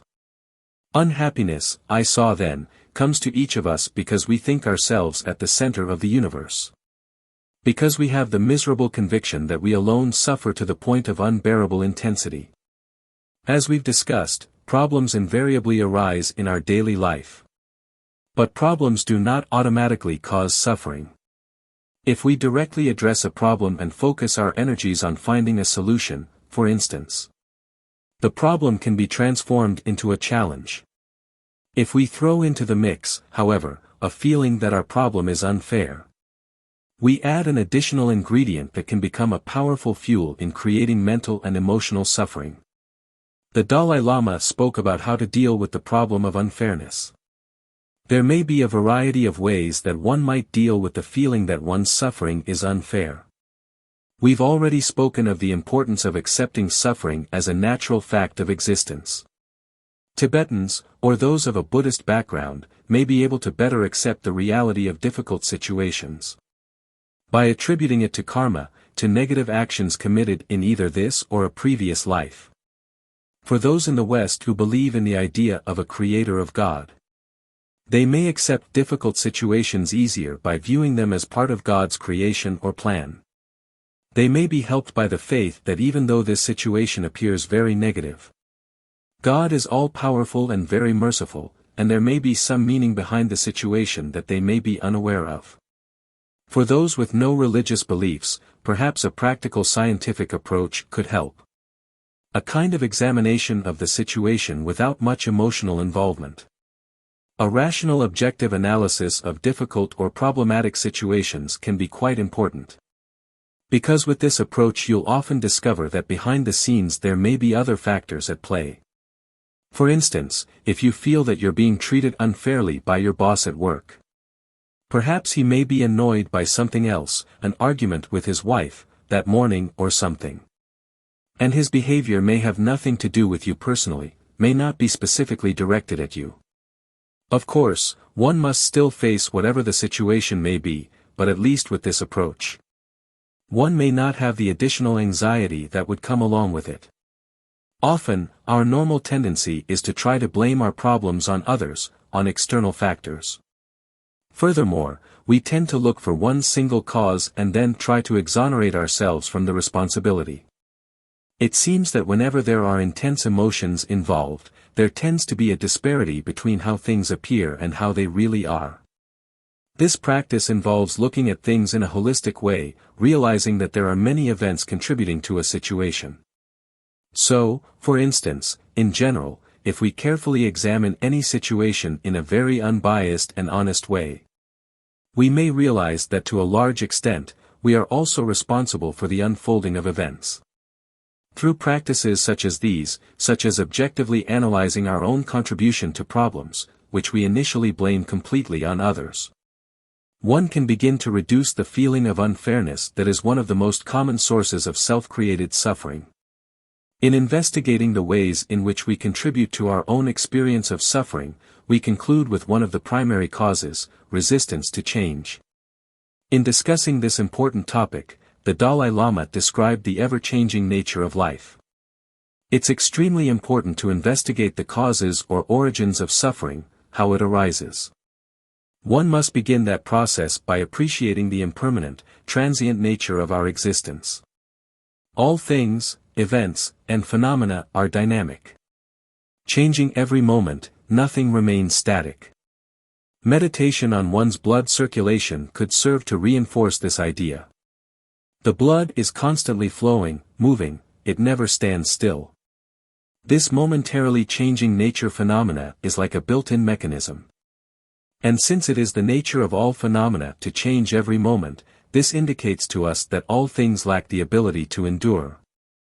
Lack the ability to remain the same. And since all things are subject to change, nothing exists in a permanent condition, nothing is able to remain the same under its own independent power. Thus, all things are under the power or influence of other factors. So, at any given moment, no matter how pleasant or pleasurable your experience may be, it will not last. This becomes the basis of a category of suffering known in Buddhism as the suffering of change. The concept of impermanence plays a central role in Buddhist thought. As the Dalai Lama has noted, it serves to remind us that life is tenuous and our time must be used to one's best advantage. On a deeper level, the contemplation of the more subtle aspects of impermanence, the impermanent nature of all phenomena, begins the Buddhist practitioner's quest to understand the true nature of reality, and through this understanding dispel the ignorance that is the ultimate source of our suffering. But whether one looks at life from a Buddhist perspective or a Western perspective, the fact remains that life is change. And to the degree that we refuse to accept this fact and resist the natural changes of life, trying desperately to hold on to the past, for example, we will continue to perpetuate our own suffering. Chapter 10: Shifting Perspective. The ability to look at events from different perspectives can be very helpful. Then practicing this, one can use certain experiences, certain tragedies, to develop a calmness of mind. The ability to shift perspective can be one of the most powerful and effective tools we have to help us cope with life's daily problems, both large and small. One must realize that every phenomena, every event, has different aspects. Everything is of a relative nature. For example, in my own case, I lost my country. It is very tragic, and there are even worse things. There's a lot of destruction happening in our country. That's a very negative thing. But if I look at the same event from another angle, I realize that as a refugee, I have another perspective. As a refugee, there is no need for formalities, ceremony, protocol. If everything were status quo, if things were okay, then on a lot of vocations, you really go through the motions, you pretend. But when you are passing through desperate situations, there's no time to pretend. So from that angle, this tragic experience has been very useful to me. Also, being a refugee creates a lot of new opportunities for meeting with many people. People from different religious traditions, from different walks of life, those who I may not have met had I remained in my country. So, in that sense, it's been very useful. It seems that often when problems arise, our outlook becomes narrow. All of our attention may be focused on worrying about the problems, and we may have a sense that we are the only one that is going through such difficulties. This can lead to a kind of self-absorption that can make the problem seem very intense. When this happens, I think that seeing this from a wider perspective can definitely help realizing, for instance, that there are many other people who have gone through similar experiences and even worse experiences. This practice of shifting perspective can even be helpful in certain illnesses or pain. If you only look at that one event, then it appears bigger and bigger. If you focus too closely, too intensely, on a problem when it occurs, it appears uncontrollable. But if you compare that event with some other greater event, look at the same problem from a distance, then it appears smaller and less overwhelming. The ability to shift perspective, the capacity to view one's problems from different angles, is nurtured by a certain supple quality of mind. The ultimate benefit of a supple and flexible mind is that it allows us to embrace all of life, to be fully alive and human. Following a long day of public talks in Tucson one afternoon, the Dalai Lama slowly walked back to his hotel suite. As he walked, a bank of magenta rain clouds spanned the sky, absorbing the late afternoon light and sending the Catalina mountains into deep relief. The entire landscape, a vast palette of purple hues, the effect was spectacular. The warm air was laden with the fragrance of desert plants, of sage, a moist, restless breeze, holding the promise of an unbridled storm. The Dalai Lama stopped. For several moments he quietly surveyed the horizon, taking in the entire panorama, finally commenting on the beauty of the setting. He walked on, but after a few steps he paused again, bending down to examine a tiny lavender bud on a small plant. He touched it gently, noting its delicate form and wondered aloud about the name of the plant. I was struck by the facility of his mind. His awareness seemed to move so easily from taking in the complete landscape to focusing on a single bud. A simultaneous appreciation of the totality of the environment as well as the smallest detail, a capacity to encompass all facets in the full spectrum of life. Every one of us can develop this same suppleness of mind. It comes about, at least in part, directly through our efforts to stretch our perspective and deliberately try on new viewpoints. This can result in a simultaneous awareness of the big picture as well as our individual circumstances, putting our experiences in proper proportion. This dual outlook, a concurrent view of the big world and our own little world, can act as an internal navigational system, guiding us towards ultimate fulfillment of both our own goals and larger societal goals. When you speak of adopting a wider perspective, this includes working cooperatively with other people.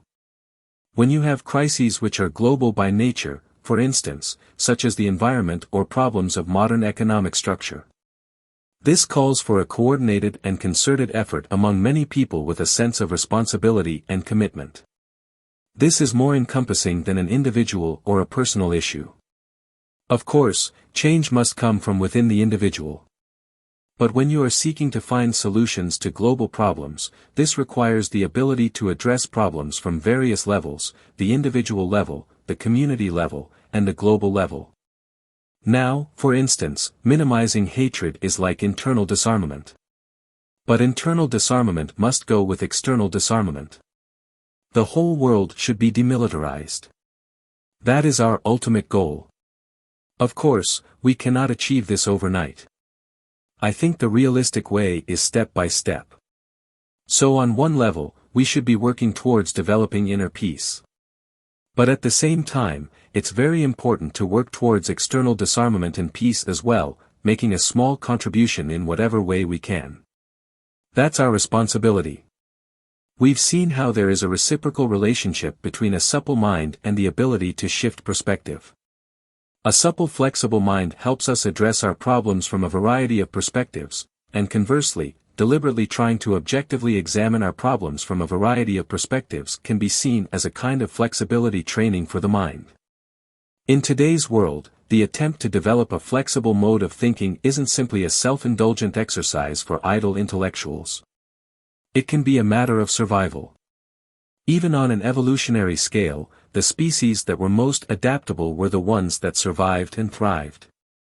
Life today is characterized by sudden, unexpected, and sometimes violent change. A supple mind can help us reconcile the external changes going on all around us. It can also help us integrate all of our internal conflicts, inconsistencies, and ambivalence. Without a quiet mind, our outlook becomes brittle and our relationship to the world is characterized by fear. But by adopting a flexible approach to life, we can maintain our composure even under the most restless and turbulent conditions and nurture the resiliency of the human spirit. Chapter 11, Finding Meaning in Pain and Suffering. By realizing the nature of suffering, you will develop a greater resolve to put an end to the causes of suffering. If shifting perspective is one way to make life's trials and problems more bearable, another is to be able to find meaning in pain and suffering. As Viktor Frankl, a Jewish psychiatrist imprisoned by the Nazis in World War II once said, "Man is ready and willing to shoulder any suffering, as soon and as long as he can see meaning in it." In discussing how personal suffering can take on meaning, the Dalai Lama illustrates how suffering can be put to practical use within the context of the Buddhist tradition. In Buddhist practice, one can use one's personal suffering in a formal way to enhance compassion. By using it as an opportunity for the practice of Tongling, or giving and receiving. A Mahayana visualization practice in which one mentally visualizes taking on another's pain and suffering. And in turn giving them all of your resources, good health, fortune, and so on. So, in doing this practice, when you undergo illness, pain or suffering, you can use that as an opportunity by thinking, "May my suffering be a substitute for all the suffering of other sentient beings.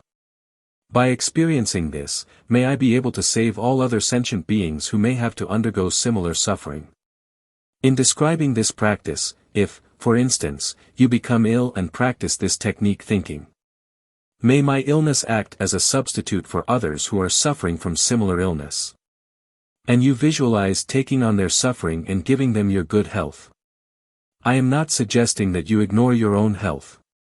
However, once you do become ill, practices such as Tongling can make a significant difference in how you respond to the situation. Practicing Tongling meditation may not necessarily succeed in alleviating the real physical pain or lead to a cure in physical terms. But it can definitely protect you from unnecessary additional psychological pain, suffering and anguish. One can think, "May I, by experiencing this pain and suffering, be able to help other people and save others who may have to go through the same experience." Then your suffering takes on a new meaning, as it is used as the basis for a religious or spiritual practice. And on top of that, in the cases of some individuals practicing this technique, that instead of being sorry and saddened by the experience, the person can see it as a kind of privilege. The person can perceive it as a kind of opportunity and, in fact, be joyful because this particular experience made him or her richer. Paradoxically, the ability to embrace and understand suffering, to find meaning in it or some practical value in it, becomes part of our pursuit of happiness. The Dalai Lama explains how from a Buddhist perspective, for instance, our suffering acts as a kind of catalyst. Within the framework of the Buddhist path, reflecting on suffering has tremendous importance. Because by realizing the nature of suffering, you will develop greater resolve to put an end to the causes of suffering and the unwholesome deeds which lead to suffering. And it will increase your enthusiasm for engaging in the wholesome actions and deeds which lead to happiness and joy. By reflecting on suffering during the quieter moments in our lives, when things are relatively stable and going well, we may discover a deeper value, meaning, or purpose in our suffering. Sometimes, however, we may be confronted with kinds of suffering that seem to have no purpose, with no redeeming qualities whatsoever. Physical pain and suffering often seems to belong to that category. But upon closer examination, even physical pain clearly has a purpose. In his book, Pain the Gift Nobody Wants, Dr. Paul Brand, a world-renowned hand surgeon and leprosy specialist, explored the purpose and value of physical pain. Leprosy is a disease that causes loss of pain sensation in the limbs. And without the protection of pain, the leprosy patients lack the system to warn them of tissue damage. It is this that causes the horrible disfigurements. After describing his lifelong work with patients who suffer from lack of pain sensation and seeing the devastating effects, Dr. Brand gradually came to view pain not as the universal enemy, but as a remarkable, elegant, and sophisticated biological system that warns us of damage to our body and thus protects us. He feels that we may not be grateful for the experience of pain, but we can be grateful for the system of pain perception. And beyond that, he feels that not only can our attitude about pain change by understanding its meaning and purpose, but that change in attitude can actually lessen the degree to which we suffer when we are physically injured. Like many other researchers, he sees a difference between physical pain, which is a physiological process, and suffering, which is our mental and emotional response to the pain. We convert pain into suffering in the mind. To lessen the suffering of pain, we need to make a crucial distinction between the pain of the pain and the pain we create by our thoughts about the pain. It is well recognized that fear, anger, guilt, loneliness, and helplessness are all mental and emotional responses that can intensify pain. So, in dealing with pain, we can of course work at the lower levels of pain perception using the tools of modern medicine such as medication, but we can also work at the higher levels by modifying our outlook and attitude. In seeking to discover an underlying purpose to our physical pain, Dr. Paul Brand makes one additional fascinating and critical observation. He describes many reports of leprosy patients claiming, "Now, of course, I can see my hands and my feet, but somehow they don't feel like part of me. It feels as if they were just tools." Thus, pain not only warns us and protects us, it unifies us. Without pain sensation in our hands and feet, those parts no longer seem to belong to our body, and that is associated with a kind of indifference to injury to them. In the same way that physical pain unifies our sense of having a body, the Dalai Lama reminds us that the general experience of suffering acts as a unifying force that connects us with others. Perhaps that is the ultimate meaning behind our suffering. It is the most basic element we share with others, the factor that unifies us with all living creatures. Third meditation, the practice of Tonglen. At the end of one of his sessions in Arizona, the Dalai Lama instructed the audience in the visualization practice of Tonglen. As we have heard, it is both an exercise for strengthening compassion and a powerful tool for helping transmute one's personal suffering. This afternoon, let us meditate on the practice of Tonglen, giving and receiving. This practice is meant to help train the mind to strengthen the force of compassion. This is achieved because Tonglen meditation helps to counteract our selfishness. It increases the power and strength of our mind by enhancing our courage to open ourselves to others' suffering. To begin this exercise, first visualize on one side of you a group of people who are in desperate need of help, those who are in an unfortunate state of suffering, those living under conditions of poverty, hardship and pain. Visualize this group of people on one side of you clearly in your mind. Then on the other side, visualize yourself as the embodiment of a self-centered person with a customary selfish attitude indifferent to the well-being and needs of others. And then in between this suffering group of people and this selfish representation of you, see yourself in the middle as a neutral observer. Next, notice which side you are naturally inclined toward. See whether your natural feeling of empathy reaches out to the group of weaker people who are in need or if it is inclined more towards that single individual, the embodiment of selfishness on the other side. If you look objectively, you can see that the well-being of a group or a large number of individuals is more important than that of one single individual. After that, focus your attention on the needy and desperate people. Direct all of your positive energy toward them. Mentally, give them your successes, your resources, your collection of virtues, and take upon yourself their suffering, their problems, and all their negativities. For example, you can visualize an innocent starving child from Somalia and feel how you would respond naturally towards that sight. In this sense, when you experience a deep feeling of empathy towards the suffering of that individual, it isn't based on considerations like, "He's my relative" or "she's my friend." You don't even know that person, but the fact that the other person is a human being and you, yourself, are a human being, allows your natural capacity for empathy to emerge, enabling you to reach out. So you can visualize something like that and think, this child has no capacity of his or her own to be able to relieve himself or herself from his or her present state of difficulty or hardship. Then mentally take upon yourself all the suffering of poverty, starvation, and the feeling of deprivation, and mentally give your facilities, wealth and success to this child. So, through practicing this kind of giving and receiving visualization, you can train your mind. When engaging in this practice, it is sometimes helpful to begin by first imagining your own future's suffering end with an attitude of compassion. Take your own future of suffering upon yourself right now with a wish of freeing yourself from all future suffering. After you gain some practice, you can then expand the process to include taking on the suffering of others. When you do the visualization of taking upon yourself, it is useful to visualize these sufferings, problems, and difficulties in the form of poisonous substances, dangerous weapons, or terrifying animals, things that, normally, the very sight of which makes you shudder. So visualize the suffering in these forms and then absorb them directly into your heart.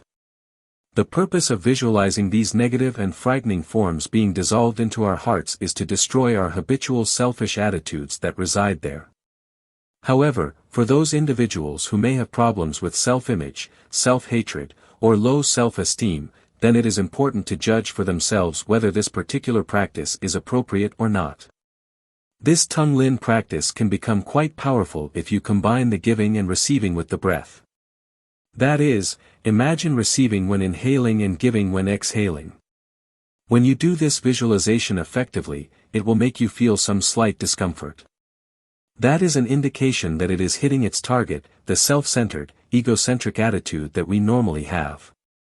It is important to remember that the Dalai Lama's emphasis on recognizing the inevitability of suffering and the uses of suffering emerge from a fundamentally optimistic context, the Buddhist belief in the possibility of genuine transformation and change.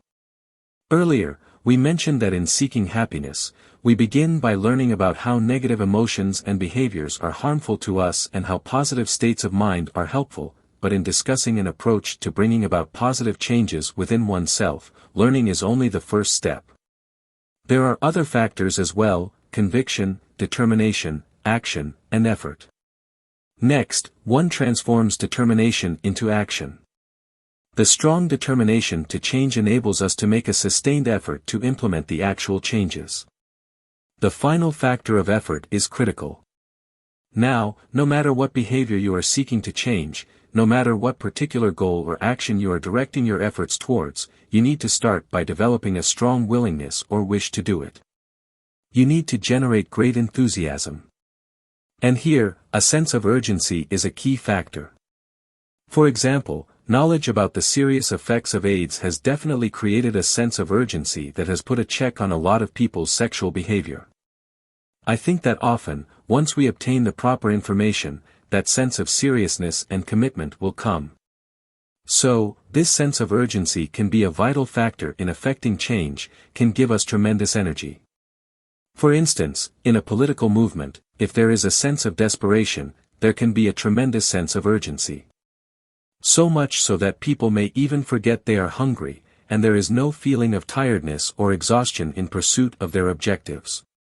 I asked the Dalai Lama if there was a particular Buddhist approach to help develop that sense of urgency. For a Buddhist practitioner to generate a sense of the confidence and enthusiasm, we find in the Buddhist texts a discussion of the preciousness of human existence. We talk about how much potential lies within our body, how meaningful it can be, the good purposes it can be used for. The benefits and advantages of having a human form. Then, in order to generate a sense of urgency, to engage in spiritual practices, the practitioner is reminded of one's impermanence of death. The awareness of impermanence is encouraged so that when it is coupled with your appreciation of the enormous potential of your human existence, it will give you a sense of urgency that I must use every precious moment. Given the Dalai Lama's view that one must generate a high degree of enthusiasm to effect positive changes in one's life, I asked him about his approach to overcoming apathy. He suggested first ruling out a physical or biological cause that may contribute to a feeling of low energy or laziness, then he continued. To overcome apathy and generate enthusiasm, to overcome one's negative behaviors and states of mind, once again. I think the most effective method and perhaps the only solution is to be constantly aware of the destructive effects of the negative behavior. One may need to repeatedly remind oneself of those destructive effects. Now, most people want to make positive changes in their lives, but sometimes we simply become habituated or accustomed to doing things in certain ways. And then, we become sort of spoiled, doing only the things that we like to do, that we are used to doing. But we can also use habituation to our advantage. Through constant familiarity, we can definitely establish new behavior patterns. So by making a steady effort, I think we can overcome any form of negative conditioning and make positive changes in our lives. But you still need to realize that genuine change doesn't happen overnight.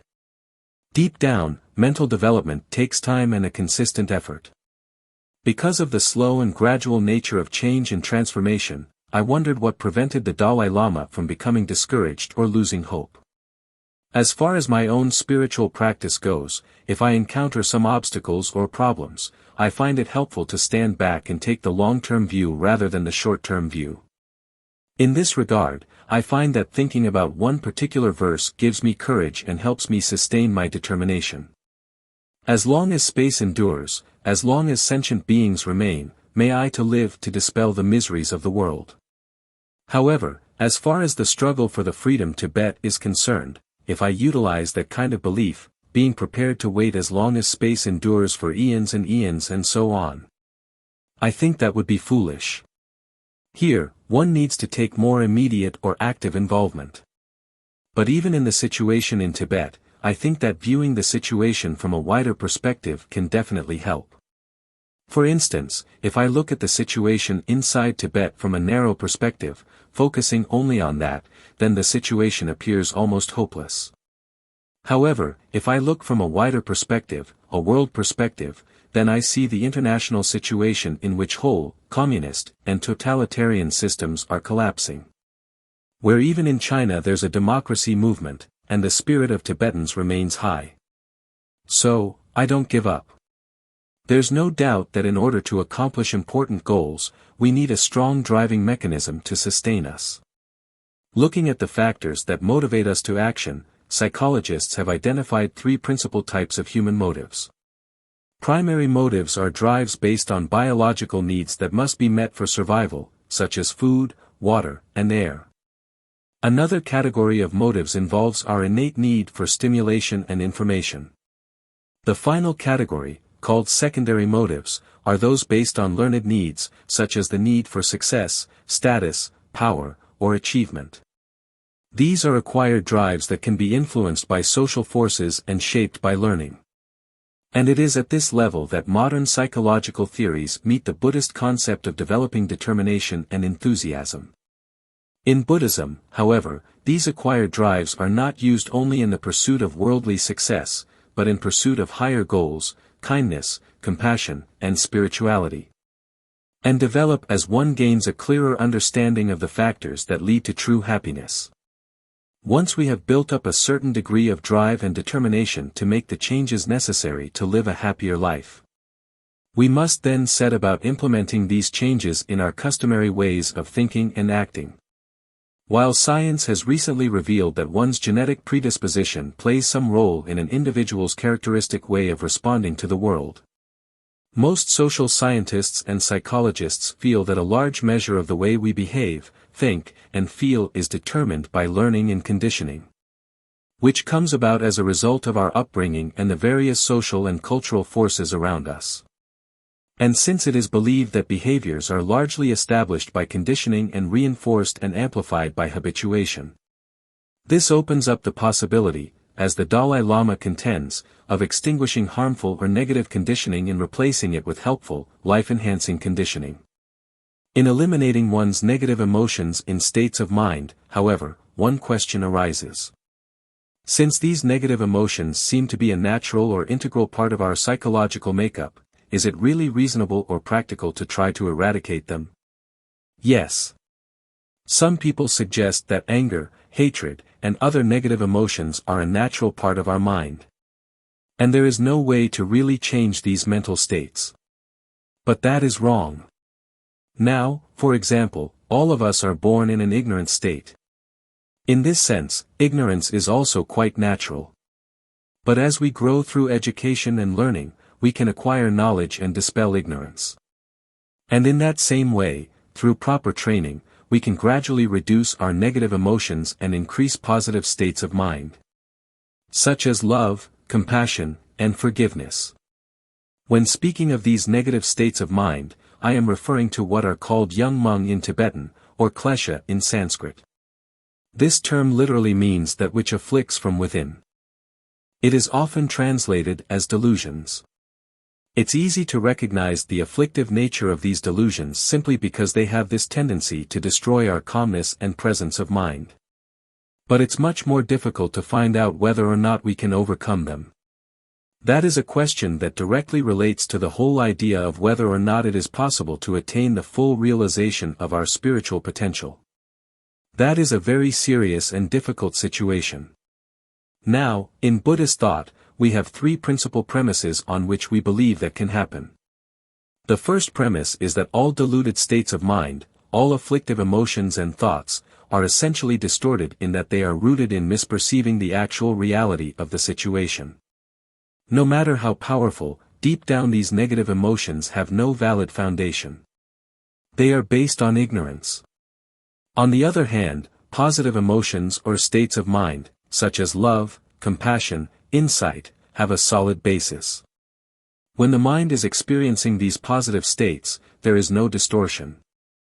In addition, these positive factors are grounded in reality.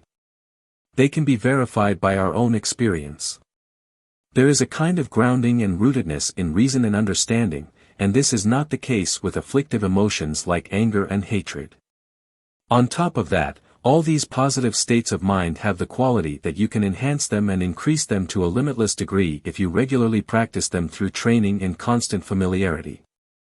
The second premise on which we base the claim that our negative emotions can be rooted out and eliminated is based on the fact that our positive states of mind can act as antidotes to our negative tendencies and illusory states of mind.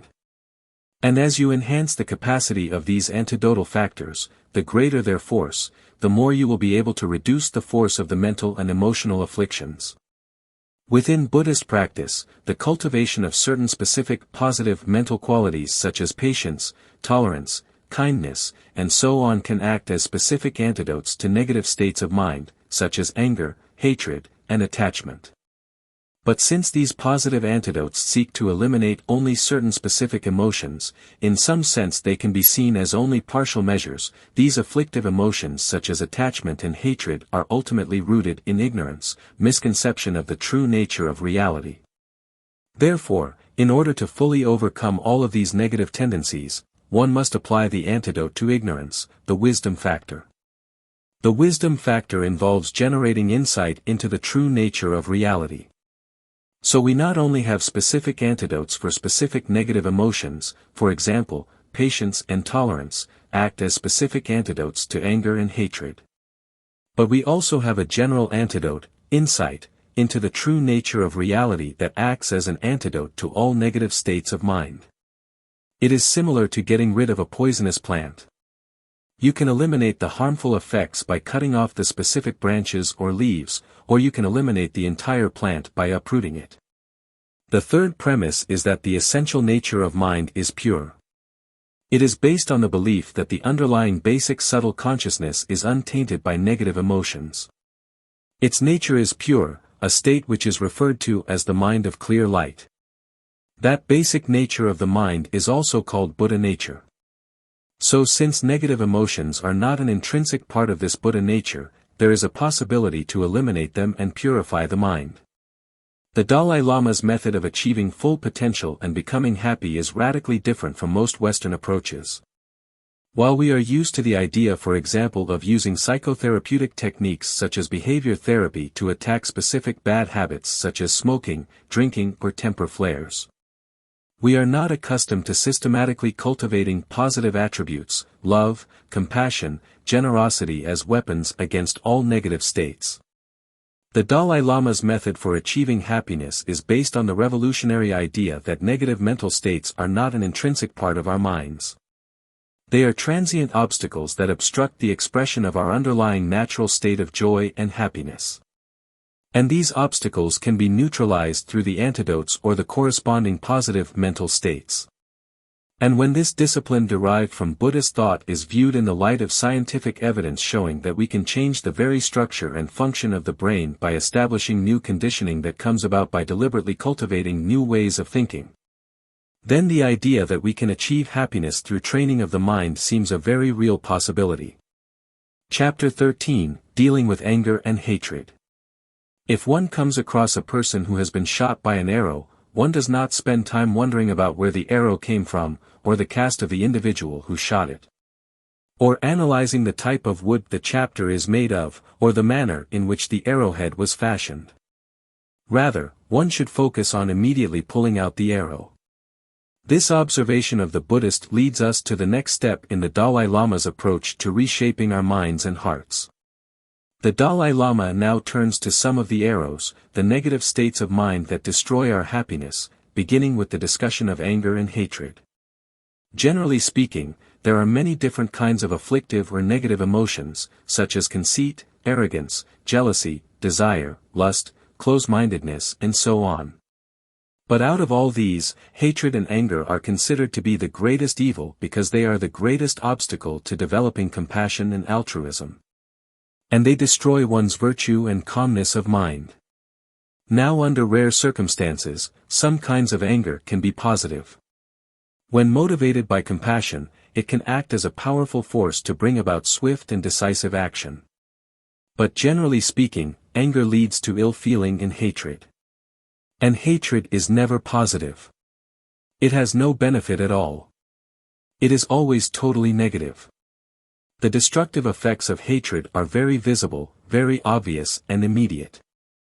For example, when a very strong or forceful thought of hatred arises within you, at that very instant it totally overwhelms you and destroys your peace of mind, your presence of mind disappears completely. When such intense anger and hatred arises, it obliterates the best part of your brain, which is the ability to judge between right and wrong. And the long-term and short-term consequences of your actions, your power of judgment becomes totally inoperable. It can no longer function. It is almost like you have become insane. Even at the physical level, hatred brings about a very ugly, unpleasant physical transformation of the individual. For reasons such as these, hatred is compared to an enemy. This inner enemy has no other function than causing you harm, destroying us, both in the immediate term and the long term. It is your true enemy, your ultimate enemy. This is very different from an ordinary enemy. Although an ordinary enemy may engage in activities that are harmful to us, at least he or she has many other functions. That person has got to eat and sleep. He or she cannot devote 24 hours a day of his or her existence to this project of destroying us. On the other hand, hatred has no other function, no other purpose than destroying us. So, realizing this fact, you should resolve that you will never give an opportunity for this enemy, hatred, to arise within you. We cannot overcome anger and hatred simply by suppressing them.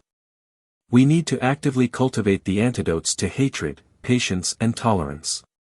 When you are engaged in the practice of patience and tolerance, in reality what is happening is you are engaged in a combat with hatred and anger. Since it is a situation of combat, you seek victory, but you also have to be prepared for the possibility of losing that battle. So while you are engaged in combat, you should not lose sight of the fact that in the process, you will confront many problems.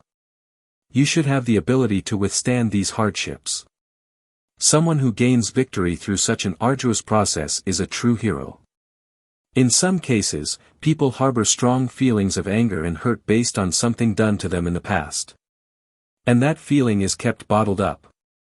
Under such circumstances, there is a Tibetan expression which says that if there is any sickness in the conch shell, if anything is blocking the shell, you can clear it out by blowing it out.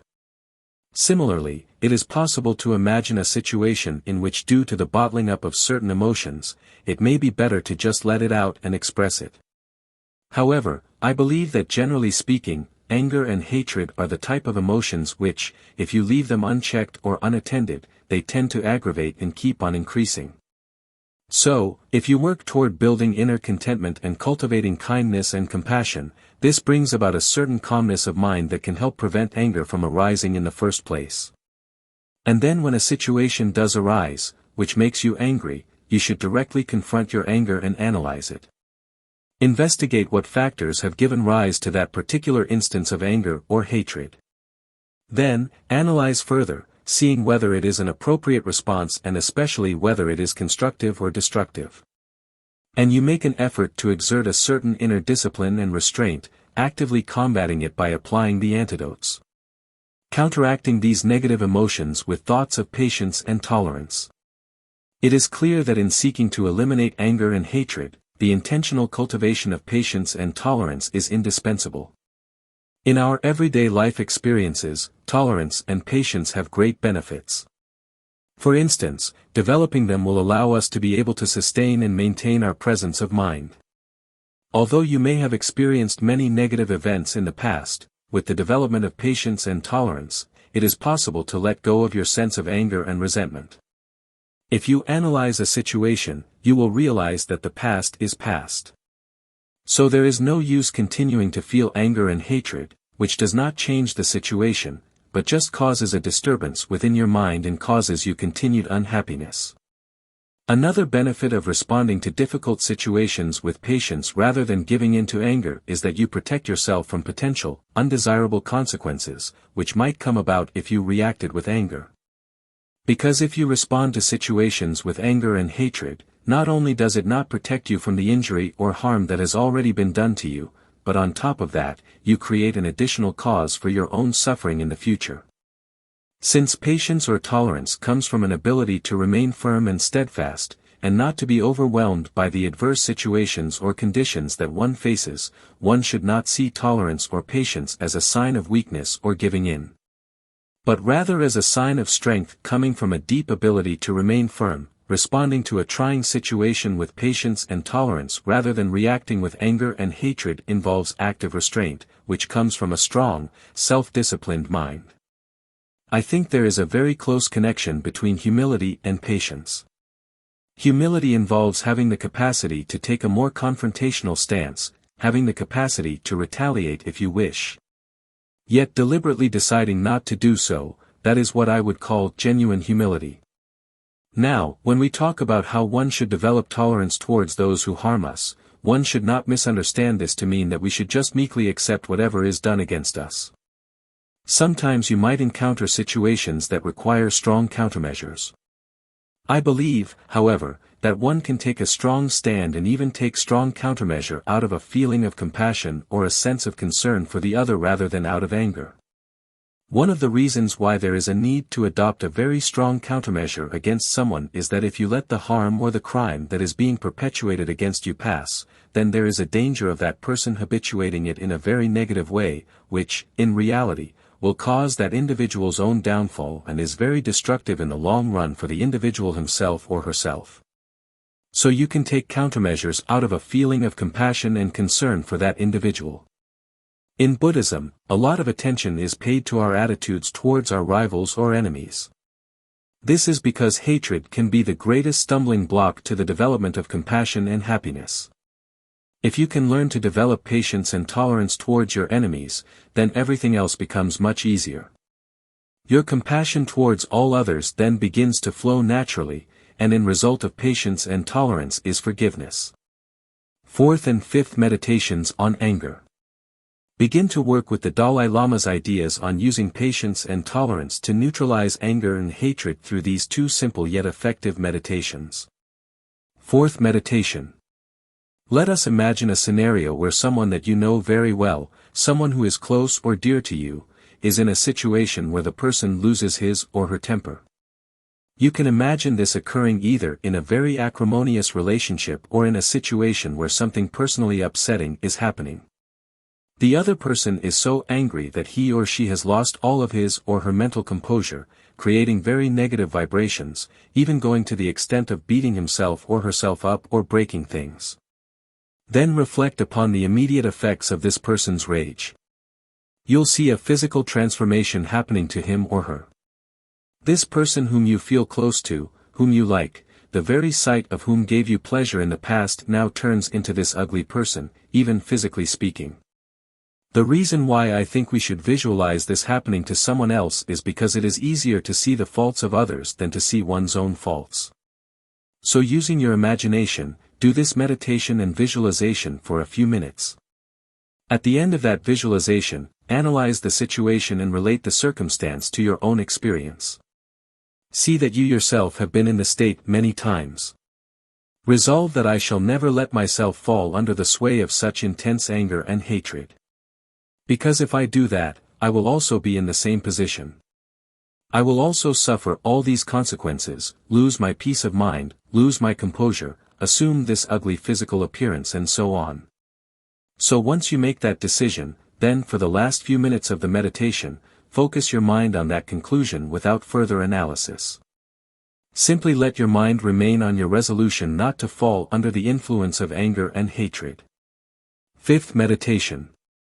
Begin by visualizing someone whom you dislike. Someone who annoys you, causes a lot of problems for you, or gets on your nerves.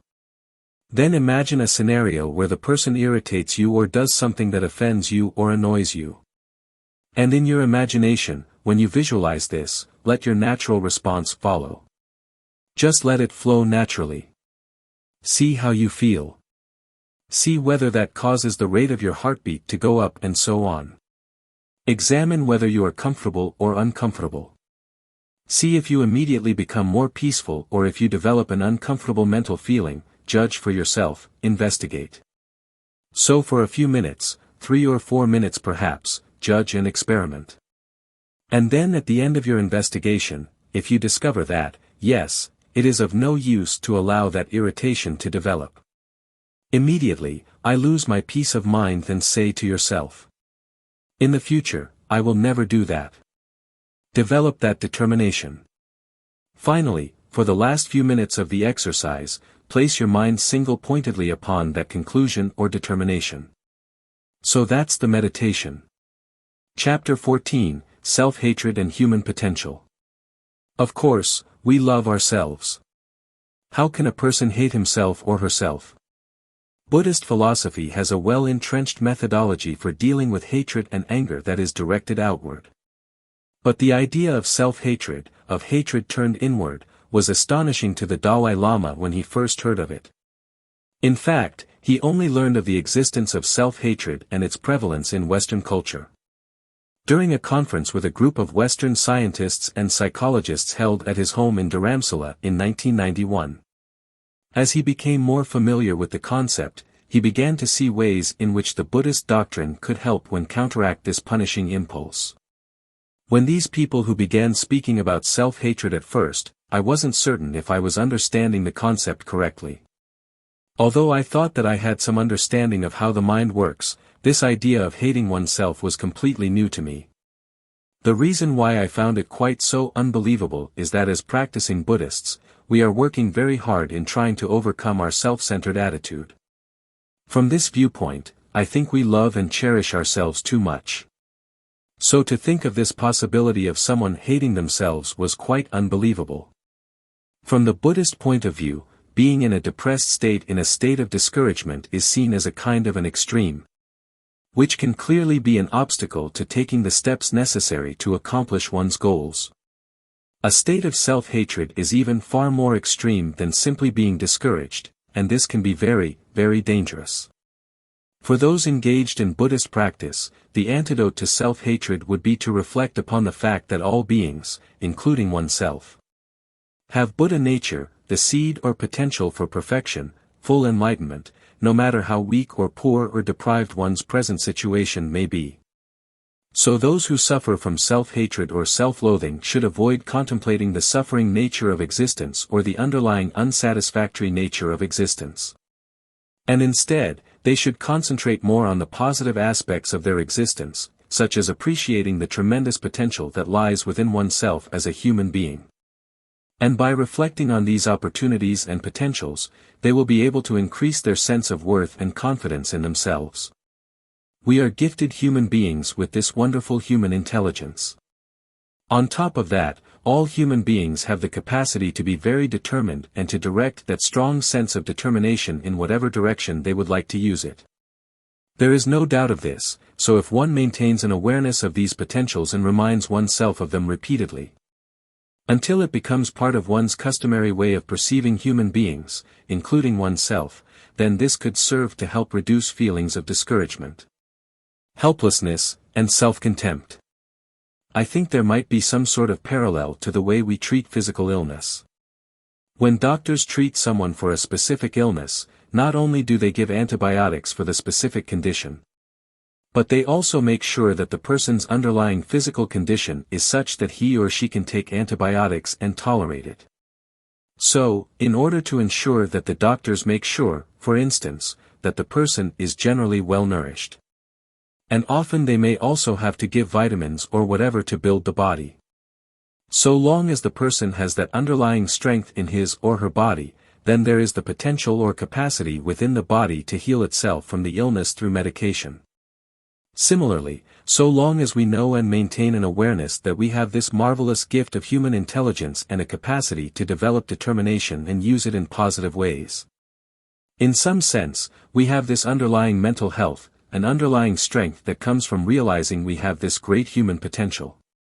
This realization can act as a sort of built-in mechanism, which allows us to deal with any difficulty, no matter what situation we are facing without losing hope or sinking into self-hatred. There is a popular notion in our culture, shared by many contemporary psychotherapists, that self-hatred is rampant within our society. And since we tend to view the world from the perspective of our own cultures, this has led to the assumption that it is a widespread human problem. Possibly even an ingrained feature of the human psyche. But the very fact that the Dalai Lama was completely unaware of the very existence of self-hatred until fairly recently, and that it may be virtually unheard of in entire cultures, strongly reminds us that this troubling mental state, like all of the other negative states we have considered, is not an intrinsic part of the human mind. It is not something we are born with, irrevocably saddled with, nor is it an indelible characteristic of our nature. This realization alone can serve to weaken its power, give us hope, and increase our commitment to eliminate it. When first hearing of the concept of self-hatred, the Dalai Lama's initial reaction was, "Hate oneself, of course we love ourselves." For those who suffer from low self-esteem or self-hatred, or know someone who does, this response may seem incredibly naive at first glance. But on closer investigation there may be a penetrating truth in his response. Love is difficult to define, and there may be many different definitions. But one definition of love, and perhaps the most pure and exalted kind of love, is an utter, absolute, and unqualified wish for the happiness of another individual. A heartfelt wish for the other's happiness regardless of whether he does something to injure us, or even whether we like him. Now deep in our hearts there's no question that every one of us wants to be happy. So, if our definition of love is based on a genuine wish for someone's happiness, then each of us does in fact love himself or herself. Every one of us sincerely wishes for his or her own happiness. So perhaps the Dalai Lama was not far off the mark in his belief that all of us have this underlying self-love. And this idea suggests a powerful antidote to self-hatred.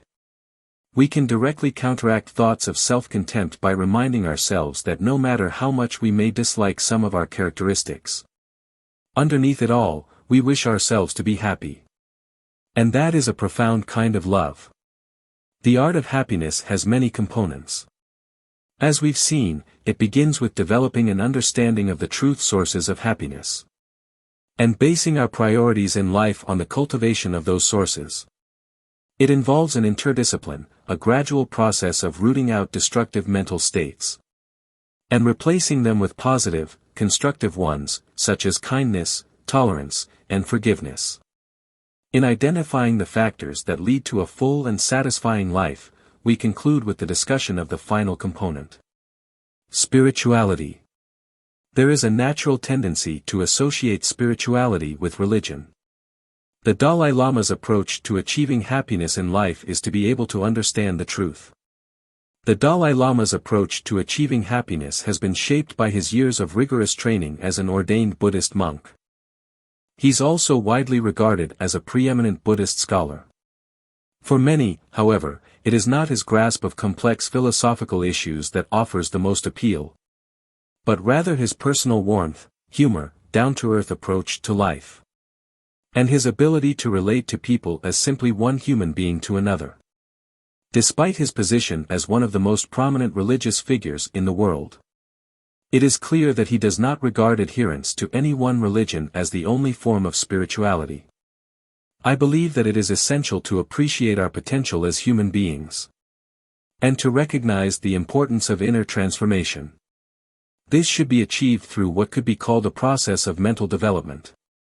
So sometimes I call this having a spiritual dimension in one's life. There can be two levels of spirituality. One level of spirituality has to do with one's religious beliefs. In this world there are so many different people, so many different dispositions. There are 5 billion human beings, and in a certain way I think we need 5 billion different religions. I believe that each individual should embark upon a spiritual path that is best suited to his or her mental disposition, temperament, belief, family, and cultural background.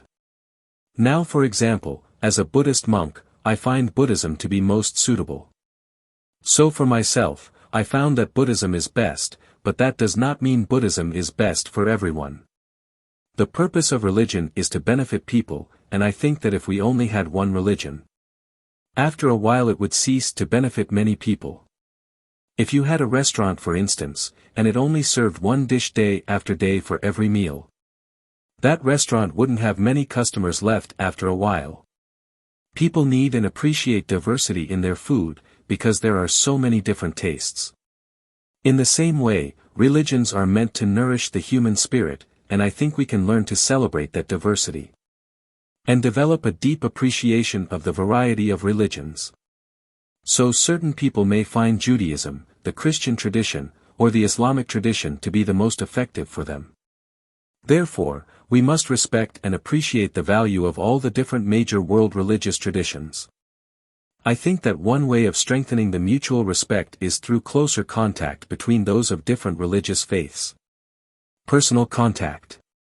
I have made efforts over the past few years to meet and have dialogues with the Christian community and the Jewish community, and I think that some really positive results have come of this. Through this kind of closer contact, we can learn about the useful contributions that these religions have made to humanity, and find useful aspects of other traditions that we can learn from. We may even discover methods and techniques that we can adopt in our own practice.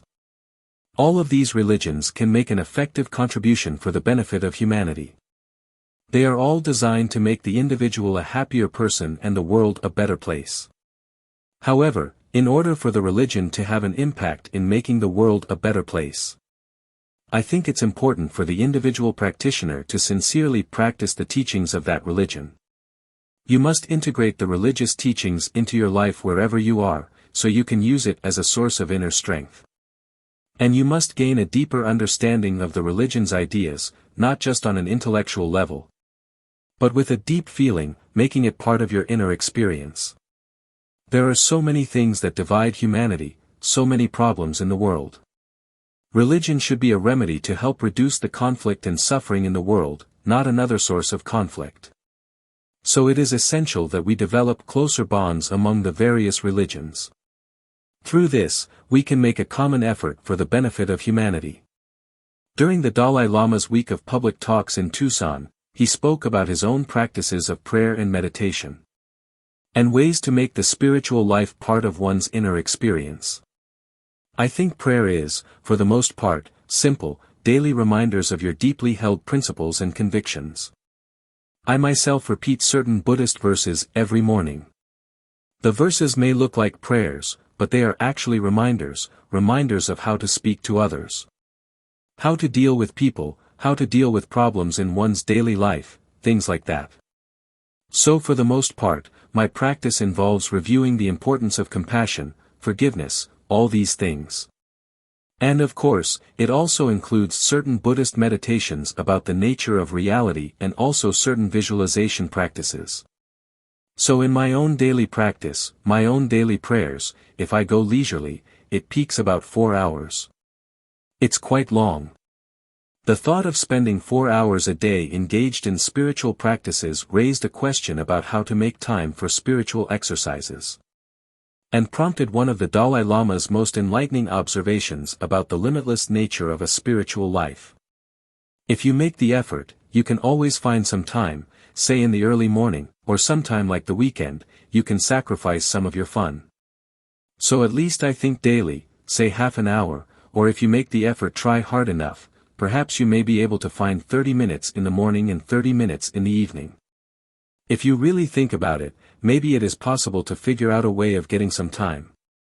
However, one should not confine one's understanding of spiritual practice only in terms of some physical activities or verbal activities, like doing recitations of prayers and chanting. If your understanding of spiritual practice is limited only to these activities, then of course you will need a specific time. A separate allotted time to do your practice. Because you can't go around doing your daily chores like cooking and so on while reciting mantras, that could be quite annoying to people around you. However, if you understand spiritual practice in its true sense, then you can use all 24 hours of your day for your practice. True spirituality is a mental attitude that you can practice at any time. For example, if you find yourself in a situation where you might be tempted to insult someone, then you immediately take precautions, restrain yourself from doing that. Similarly, if you encounter a situation where you may lose your temper, immediately be mindful and say, "No, this is not the appropriate way." That is actually a spiritual practice seen in that light. You will always have time. This reminds me of one of the Tibetan Kadampa masters, Patawa, who said that for a meditator who has a certain degree of inner stability and realization, every event, every experience you are exposed to comes as a kind of teaching. It's a learning experience. I think this is very true. So, in speaking of having a spiritual dimension to one's life, we have identified one's religious beliefs as one level of spirituality. Now, regarding religion, if you believe in any religion, that's good.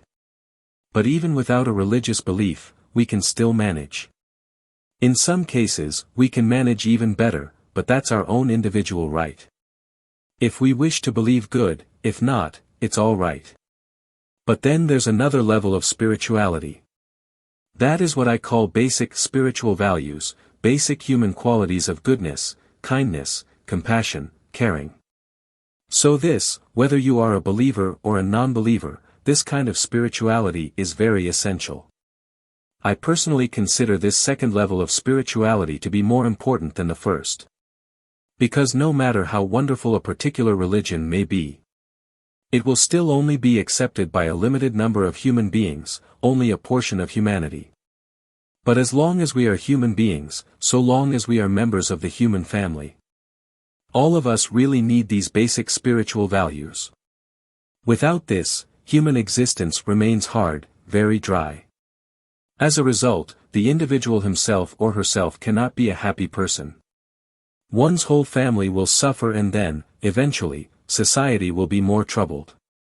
In general, it is possible to indicate your particular religious or spiritual way of life through external means, such as wearing certain clothes or having a shrine or altar in your house, or by doing recitations and chanting and so on. However, these practices or activities are secondary to conducting a truly spiritual way of life, based on the basic spiritual values, because it is possible that all these religious activities can still go along with a person harboring a very negative state of mind. But true spirituality should have the result of making a person calmer, happier, more peaceful. So engaging in training or a method of bringing about inner discipline within one's mind is the essence of a religious life, an inner discipline that has the purpose of cultivating these positive mental states. Thus, whether one leads a spiritual life depends on whether one has been successful in bringing about that disciplined, tamed state of mind and translating that state of mind into one's daily actions. The Dalai Lama's own ever-present sense of compassion was demonstrated over and over during his time in Arizona, as I saw people from all walks of life transformed by their contact with him, sometimes in just the briefest of moments. One afternoon, the Dalai Lama was due to attend a small reception. Outside the reception room, a large crowd had gathered in anticipation of his appearance. By the time he arrived, the crowd had become quite dense. Among the onlookers was a man of indeterminate age, possibly in his mid-20s or early 30s, tall and very thin. He was notable for his disheveled appearance, but he had caught my attention because of his expression. For it was one that I had frequently seen among my patients, anxious, profoundly depressed, in pain. As the Dalai Lama arrived, the crowd condensed, pressing forward to greet him. And the security staff, most of them volunteers, struggled to hold back the advancing mass of people and clear a path to the reception room. The troubled young man, now with his somewhat bewildered expression, was crushed forward by the crowd and pushed to the edge of the clearing made by the security team. As the Dalai Lama made his way through, he noticed the man, broke free from the mooring of the security crew, and stopped to talk to him. The man was startled at first and began to speak very rapidly to the Dalai Lama, who spoke a few words in return. I couldn't hear what they were saying, but I saw that as the man spoke he started to become visibly more agitated. The man continued to speak, but instead of responding, the Dalai Lama spontaneously took the man's hand between his, patted it gently. And for several moments simply stood there, silently nodding. As he held the man's hand firmly, looking into his eyes, it seemed as if he were completely unaware of the mass of people around him. The look of pain and agitation suddenly seemed to drain from the man's face and tears ran down his cheeks. Although the smile that surfaced and slowly spread across his features was thin, a look of comfort and gladness appeared in the man's eyes. Sixth meditation, the nature of the mind. For the Dalai Lama, inner discipline is the basis of a spiritual life. It is the fundamental method of achieving happiness. As he explained, this discipline involves confronting and actively combating negative states of mind such as anger, hatred, and greed, and cultivating states such as kindness, tolerance, and compassion. He has also pointed out that a happy life is built on a foundation of a calm, stable state of mind. And thus the practice of inner discipline can include formal meditation techniques that are intended to help stabilize the mind and achieve that calm state. At the conclusion of his series of public talks in Tucson, he presented instruction on one meditation designed to help us begin to quiet our thoughts. Observe the underlying nature of the mind, and develop what he calls a stillness of mind. The purpose of this exercise is to begin to recognize and get a feel for the nature of our mind, at least on a conventional level. Generally, when we refer to our mind, we are talking about an abstract concept. Without having a direct experience of our mind, for example, if we are asked to identify the mind, we may be compelled merely to point to the brain. Or if we are asked to define the mind, we may say it is something which has the capacity to know something which is clear and cognitive. But without having directly grasped the mind through meditative practices, these definitions are just words. It's important to be able to identify the mind through direct experience, not just as an abstract concept. So the purpose of this exercise is to be able to directly feel or grasp the conventional nature of the mind. So when you say the mind has qualities of clarity and cognition, you will be able to identify it through experience, not just an abstract concept. This exercise helps one to deliberately stop discursive thoughts and gradually remain in the state for longer and longer duration. As you practice this exercise, eventually you will get to a feeling as if there is nothing there, a sense of acuity. But if you remain there and go farther, you eventually begin to recognize the underlying nature of the mind, the qualities of clarity and knowing. It is similar to having a pure crystal glass full of water. If the water is pure, you can see the bottom of the glass, but you still recognize that the water is there. So today, let us meditate on non-conceptuality. This is not a mere state of dullness or blanked-out state of mind. Rather, what you should do is, first of all, generate the determination that I will maintain a state without thoughts. The way in which you should do that is this. Generally speaking, our mind is predominantly directed towards external objects.